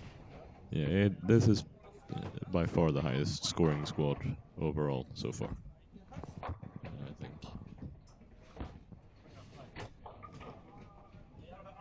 We still have William Svensson is having a fairly rough day on the lanes today. This is so weird with bowling. How you can, like, if you try to explain that to some other person from a sport. So he's leading the tournament, but now he's gonna be Struggling, like 100 below par, yeah. way Below par. But still leading the tournament. but still leading the tournament. I think probably we could compare a little bit with golf, but with the only difference that the hole would remain on the Yeah. same spot of the green Mm. during the 4 days of or the 4 rounds of the competition. But yeah, as we said in bowling, traffic it's a big factor. It really can do the lanes very different from one day to the other, even from one squad to the next one. 7-pin on Berggren. So Carl Eklund, he can go for 269. Then he would be first in the turbo Yes. for the 50. Because as we said, it's currently 265. Oi. I expect that to go way higher than it is right now. Martin Larsen could have got. You got a split on the 11th.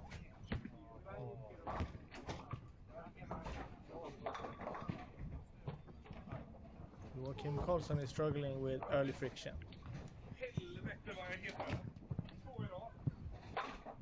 Going back to the turbo, by the way, if in the case that there is actually a tie on that, I believe it is the highest overall qualifying score that counts Okay. for who moves on.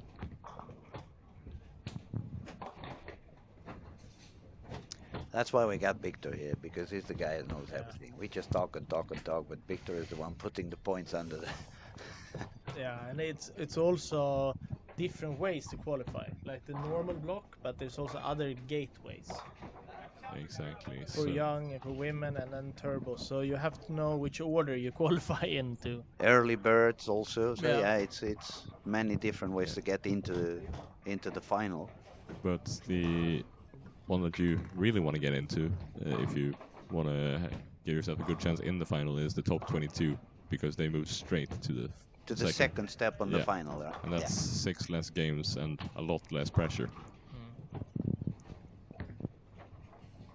Then, as we were talking about before, there are 4 early birds spots, and then there are 2 spots for 50 plus, 2 spots for U21, 2 spots for the female, and then the turbo game 5 and 6. Carl got the first one.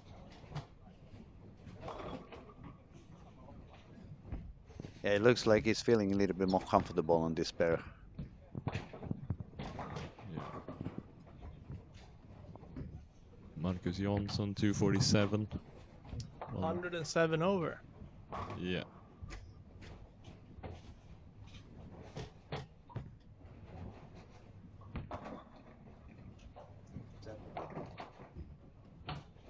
Oof, that could be.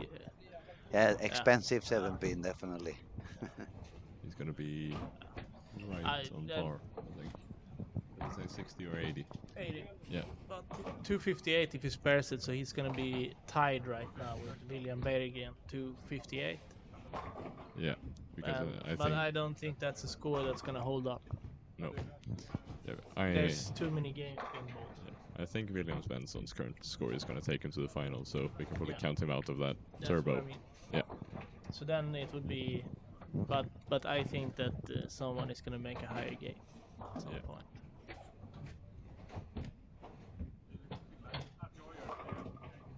And we have Joachim Karlsson 60 over, Victor Albin 77 over. Martin Larsen has managed to go back 54 over, so started struggling. That's good. But then when you see a bowler that is world class, even on a very bad day, still managed to be not on par but above par. Yeah, we're gonna have Anton Persson close to 100 over also, 96 over if he strikes in the field. And it's a good score, but you're certainly gonna have to do something in the last frame. Yeah, you need game. a good high game, because you guys predicted around 1330 something. I said 1350 at least. So that already tells that everybody in this squad at the moment needs at least a 250 something game. But Yeah. I'm guessed 130. Everyone else guessed 150. And I'm thinking that if the whole squad is going on and nobody bowls 130, I might be closer to the truth. I But agree. who I agree. knows? I don't think I actually said my prediction No, before, no. but yeah, I'm gonna actually go in between you guys and say 140. That was very. That's the smart guy. Wait a little bit longer to say his prediction. I Who's forgot gonna to see say that here? before. Also, James Blomgren can get to 106 over.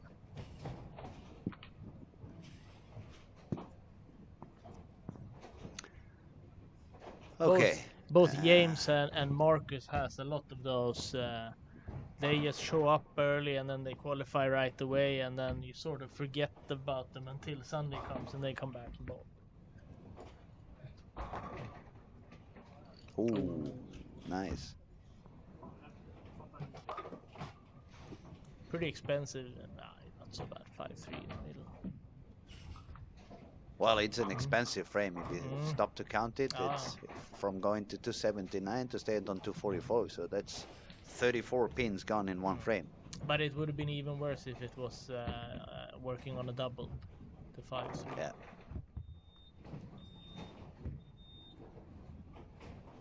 So I don't know.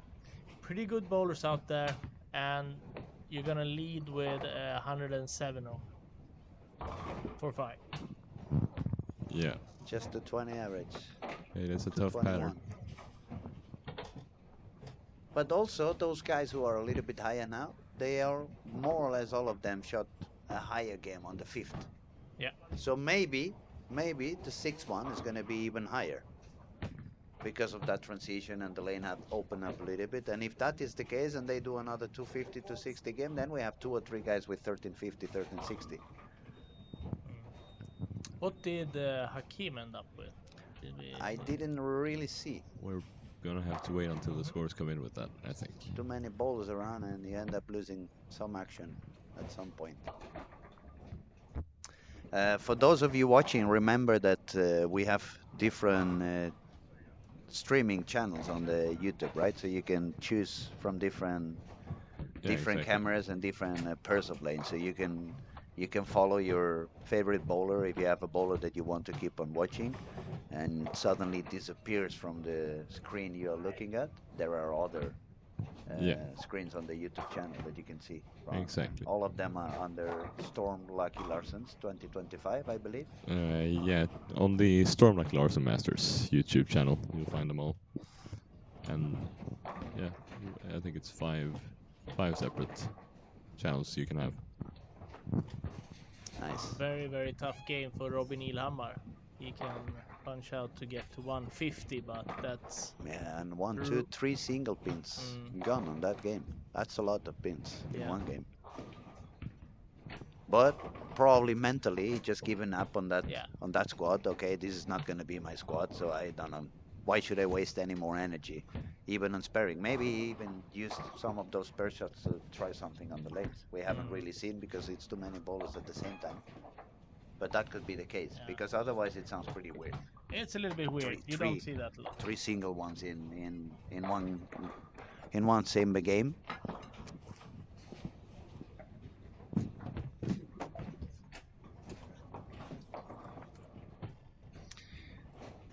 Entering the last game of the squad, and we're gonna see. Oh, Hacking was there. Yeah, so he was 78 over. So with that an means open. he shot just 202 on the 5th frame, and he started now with an open. He's also bowling with Pontus with 79 over on lane 1 and 2. So it's another guy we want to follow and see what goes on. Then we'll have Marcus Johnson on 15 and 16. Is with 107 over.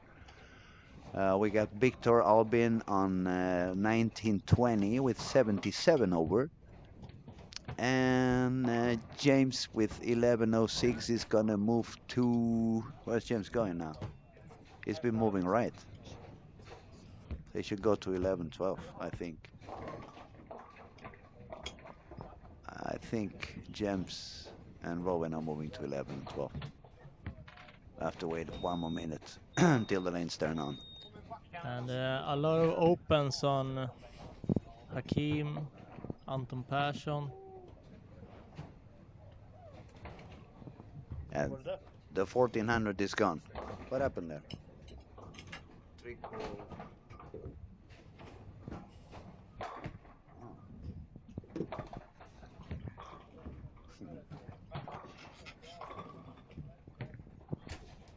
Joachim is not getting the ball through the heads. Through Yes, the it seems to be right reading pretty area. soon on it, yeah.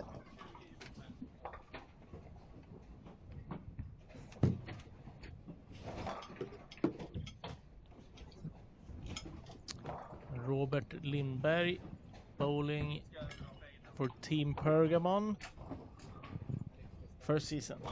First season for him. Yes, first. I don't know if he was bowling in the Pergamon shirt in Badger tournament in Stockholm. I do not know No, that. I don't know if he did or not. What team was he bowling before? I don't even remember where he bowled before. Just gonna make a. It must be very expensive to gain a spot in Pergamon at the moment. It's a lot of bowlers there. It's a lot of good bowlers. I mean. Yeah, but there's a little bit of a generation shift going on there too with Oscar, Martin, and myself. Before we're not bowling so much anymore, so there has to be new guys. So you're making over. room for the youngest. Yeah. Yeah. But making room, I don't think anyone will make any room for them. They're just gonna have to make it themselves. They have to find a way to get the room there. Yeah. Squeeze in between them. William Svensson, he has 850. Ouch.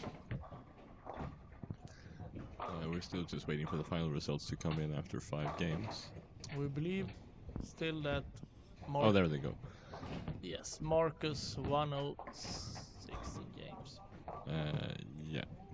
Newberry is holding on pretty good because he also has a gateway in the youth section, right? He should, yeah.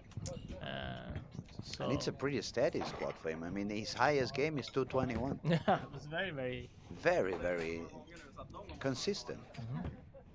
Has managed not to struggle too much on any game I see.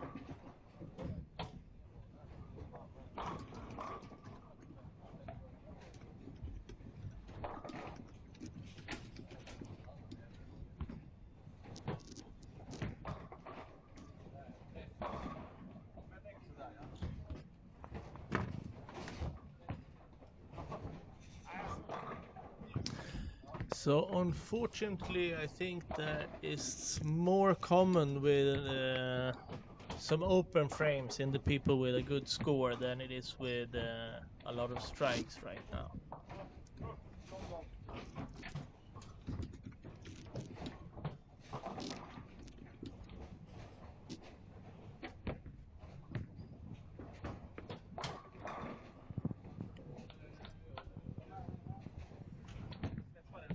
Victor Albin, 2 opens.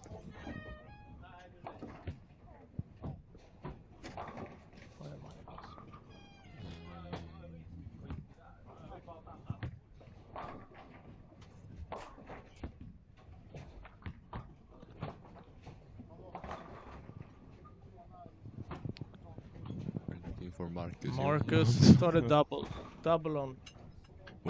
Where is he? He's on 15, ball on 15. 15. Yeah. It was a very good shot. You could see on his body language that he probably thought it was going to be a 3-bagger. Yeah. Maybe we can see a run from Martin. He can still get, but he needs a lot of strikes. He's 50 over before the last game. Still can go for the turbo as well if he gets strike out to 90. That would put him on the turbo for sure. Yeah, we have a few guys starting with quite a few strikes, but they're not really up there before this game. But we have Theo Steen starting with 9 spare and then 4 in a row. And Ocean also. Yeah. 4 in a row and then a 9. Ocean is the brother of Carl. He's Step brother or something yeah. like that. Yeah. Correct. He's a lefty, yeah? Yeah. Yeah, now I see him. He was so small when I was in Mura. Yeah. He's grown up so quickly. Yeah. He had an amazing release back then when he was like very little. But he's doing well. He's doing well. He's been doing great in some tournaments, and he was picked in our junior team. But we did not play the European Youth Championship this time. We went to play a friendly competition against Malaysia and play Malaysian Open. We've had some cooperations between Sweden and Singapore and Sweden and Malaysia. Where we exchange ideas, both as from a coaching perspective, but also from some scientific research. And also we're trying to teach the kids how important it is to make friends and connections with other people where you're in a young age in bowling, because it's such a small industry that you're gonna run into these people all your time. career, your career. And all of a sudden, the guy you bowled in the youth, he's now he became the coach, and you're the coach. Yeah, somewhere or he's else. or running tournament manager, or stuff like that. He's a ball rep. It could be anything. So just fight hard on the lanes and keep friendly, friendship off the lanes. And it was a very, very successful trip. I have a picture in my phone. I watch it sometimes when I want to feel some joy. They're all very happy and screaming. So that was a nice. It's feeling. one of the areas that is not so common that we see this kind of friendly matches between national teams, but it's super useful. Because I remember when you guys came down to Spain a few times and did some friendly matches against the Spanish Federation or the Catalan Federation, either of the way, it was the times that the Spanish team was most successful. And I believe it's not a matter of talent. We were more talented than now, or now they are less talented. It's not about that. It's that we had this mindset. It was different. When you faced, for us, it was either Finland or Sweden was by far the best bowlers in Europe and the highest talented national teams. So for us, the fact that we could have a little bit of a friendship and a little bit of seeing how you guys did the things, it helped us change a little bit our perspective. It helped us change the way we confronted the competitions, and it was the most successful era in our times. We had medals in European Championships 2 years in a row in the 5-man competition. So that means it's not just that you had one talented bowler that he was so good. Like, for example, back then when Torre was bowling so good and he could win any medals for Norway, when he was pretty much the only really super talented bowler or really super successful. Before him, it was what was his name? Storm. Arne Sveinström. Yeah, but in Spain it was not the case. It was not that we had one super talented guy. It was like the whole group learned to have such a connection and chemistry on the lanes, and we became a team. We had some bonding, and I believe most of it came from these experiences that we had with among Team Sweden. Either you guys coming down or we coming up, like we did for the European Championships in Malmö. We came 1 week earlier and we spent a week doing friendly things with you guys over there. Yeah, I think it's important, and there's many other things too, that if you want to be a successful bowler, that you have to learn off the lanes. One thing is just traveling, how it works. we emphasize 3 circles. Like one is only bowling related. The next one is taking responsibility for your own progress, and the last one to be able to be in a group. And like if you go on the PBA, it's very much taking individual responsibility for everything. No one Yes. is gonna help you. You fix your own cars. You figure out how to join USB-C so you can play this tournament. It's all on you. But when we go in, and that you want people to be able to do that, but you have to be able to also be flexible, so you don't become. This is always how I do things. I don't care what the group wants. I'm gonna go to the bowling center 1.5 hours before. Yes, but we all want to go 1 hour before. So you have to. You need to adapt a little bit. You need to be a little bit more flexible with Yeah. your routines and Yeah. stick So- into the team's life in a So way. yeah, this is also like the trip I told you about when we went to Peru. So the kids think that we are going, and I'm gonna watch them bowl and see how they perform. But It's a lot. It's a lot more for you than Yeah, just yeah, how they actually- perform on the lanes. you just being here and bowl, it's enough. It's the same for when we send 15 people to World Series. And it's like, what is the goal with the project? Well, it's already met. We're 15 people here bowling. Either you're gonna do really good and it's gonna be a great experience, or you're gonna do bad and we know exactly what we need to do when we come home. And that is, I'm only looking for making better national team bowlers. I don't really care if I make good PBA bowlers. I But- understand. I understand. Of course, if I could pick, I want everyone to do really well, but I'm just more there for the progress than the results. The momentaneous. Yeah, exactly. It's but all right. Martin Larsen still going strong. 5 strikes. Marcus was struggling a little bit, I think. Yes, with an open. So where do we have James? I lost him.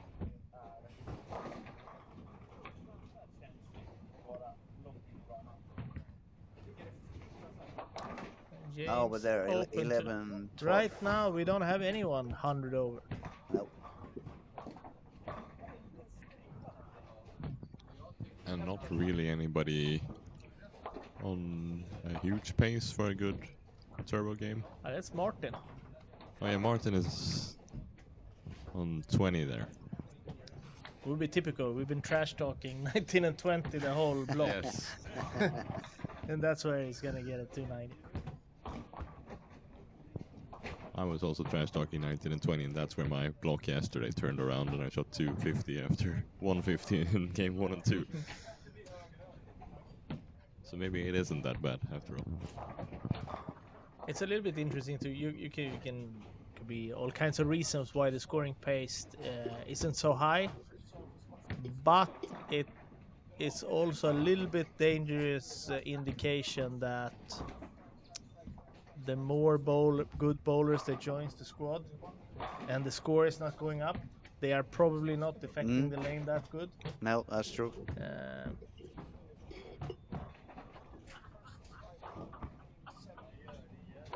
that's Yeah, that would probably change the cut a little bit lower, and it's gonna put it closer to what you said. Even lower if it keeps going that way.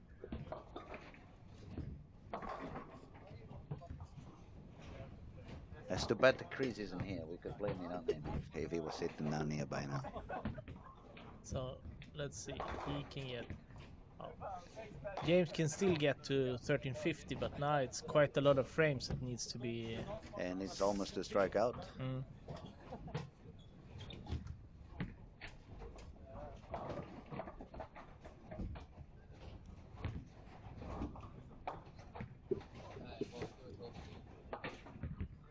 Actually, if he strikes out, he does exactly 1350.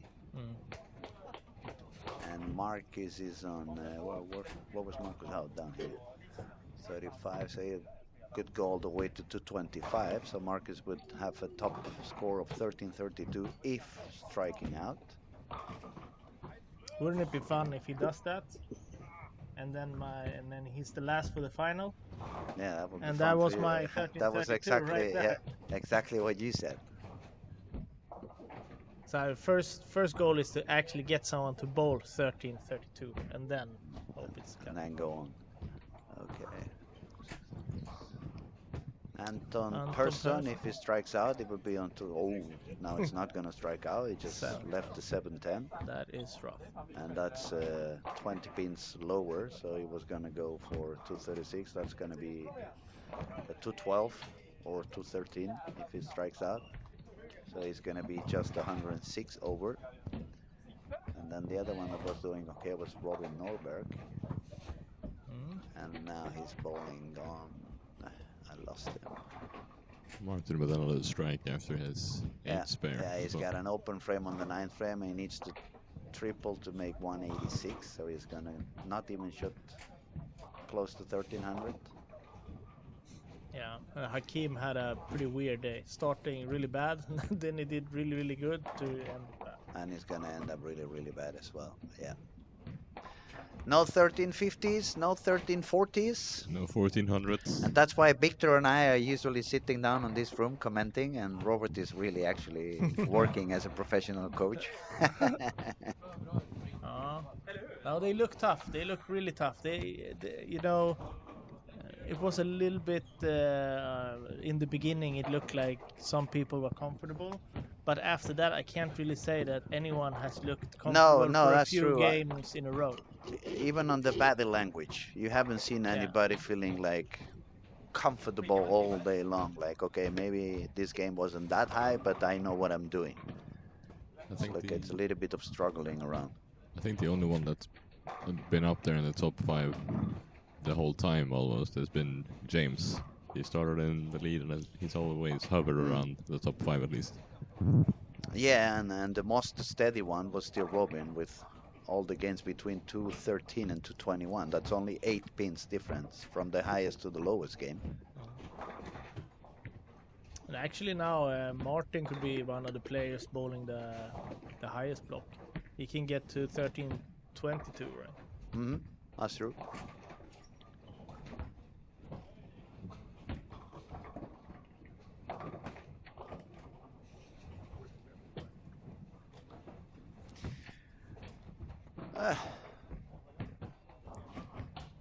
Well, we don't see that many lefties comparing to right-handers, but they're not doing that bad either. I mean, the fact that James is up there, it proves you can bowl. So we haven't really seen a big struggle because the right-handers are moving deeper in the lane. There haven't been that many lefties actually that have bowled at all. But maybe we can ask some of them later on, as soon as the squad is over. It could be an interesting interview. We can grab James and ask him, did you feel any affectance because of the right-handers moving deeper and deeper? Did that affect your lane? Was it the same for you? Was it any difference? Yeah. Martin got away with barely getting to the head pin, and it managed to strike. That was a very light pocket, right? Taking care of the pins. We don't want to hurt them. Yeah. Let's see if Marcus is getting ready for his last frame, and he can get to 1312.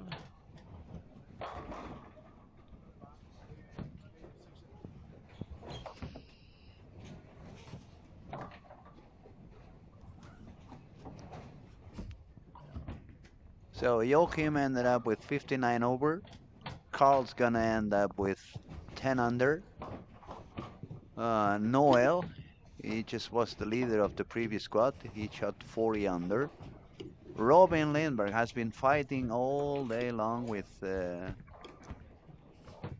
quite okay games, but he had the low 175 on the last one, so he dropped down to 1240. Let's see what else we see. Philip Williamson is not gonna do his highest area either. Marcus closed his fist, so I think that was a strike. I mean, a very terrible bat frame, 10th frame split for Martin. Yeah. 13-12, it has a potential for the Leading the squad. yeah, and also for the early bird. James can still get to 28, so he could pass Noel with 1 pin. Mm. And then he would be in very good position for the early bird. And Martin shoots 1285 after that open, so Oof, that was expensive. he could have shot 1300 actually if he 13-20. yeah. I could have ended up leading the squad with a strikeout. Mm-hmm.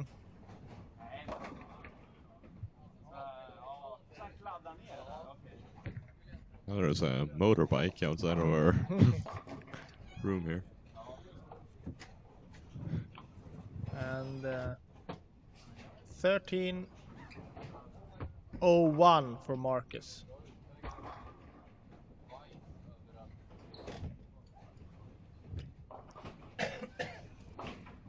So James just needs a mark to be The squad leader. squad leader, and if he triples, he's in a great position of taking the early bird.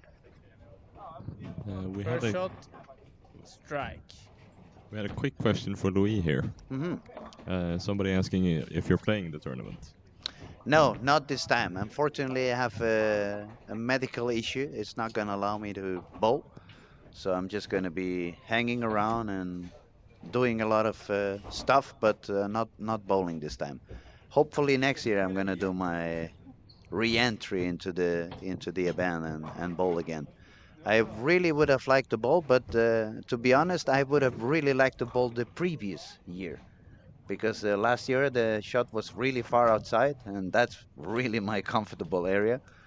But also medical issues didn't allow me to bowl last year. That's the problem when you start getting older. You get more and more pains here and there, and it becomes a little bit tougher. But I promise to bowl next year if I'm healthy again. Sounds good. So James didn't get the other one. He actually missed the head pin, but only left the 3 pin. But he's gonna still get to 13-17 as a squad leader.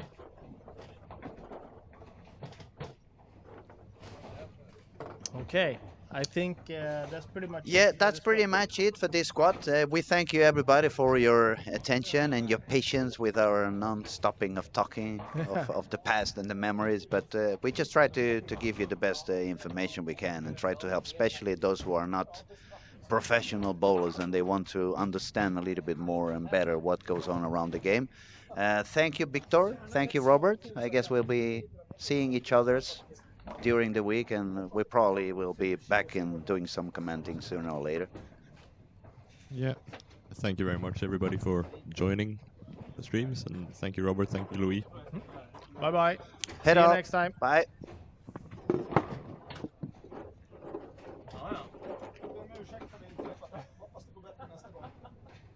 Det var väldigt trevligt på Damma och 6-serier. 6-serier? Ja. Som de har på Netflix. Vi har läget i 70. Jag kände att jag hade det här.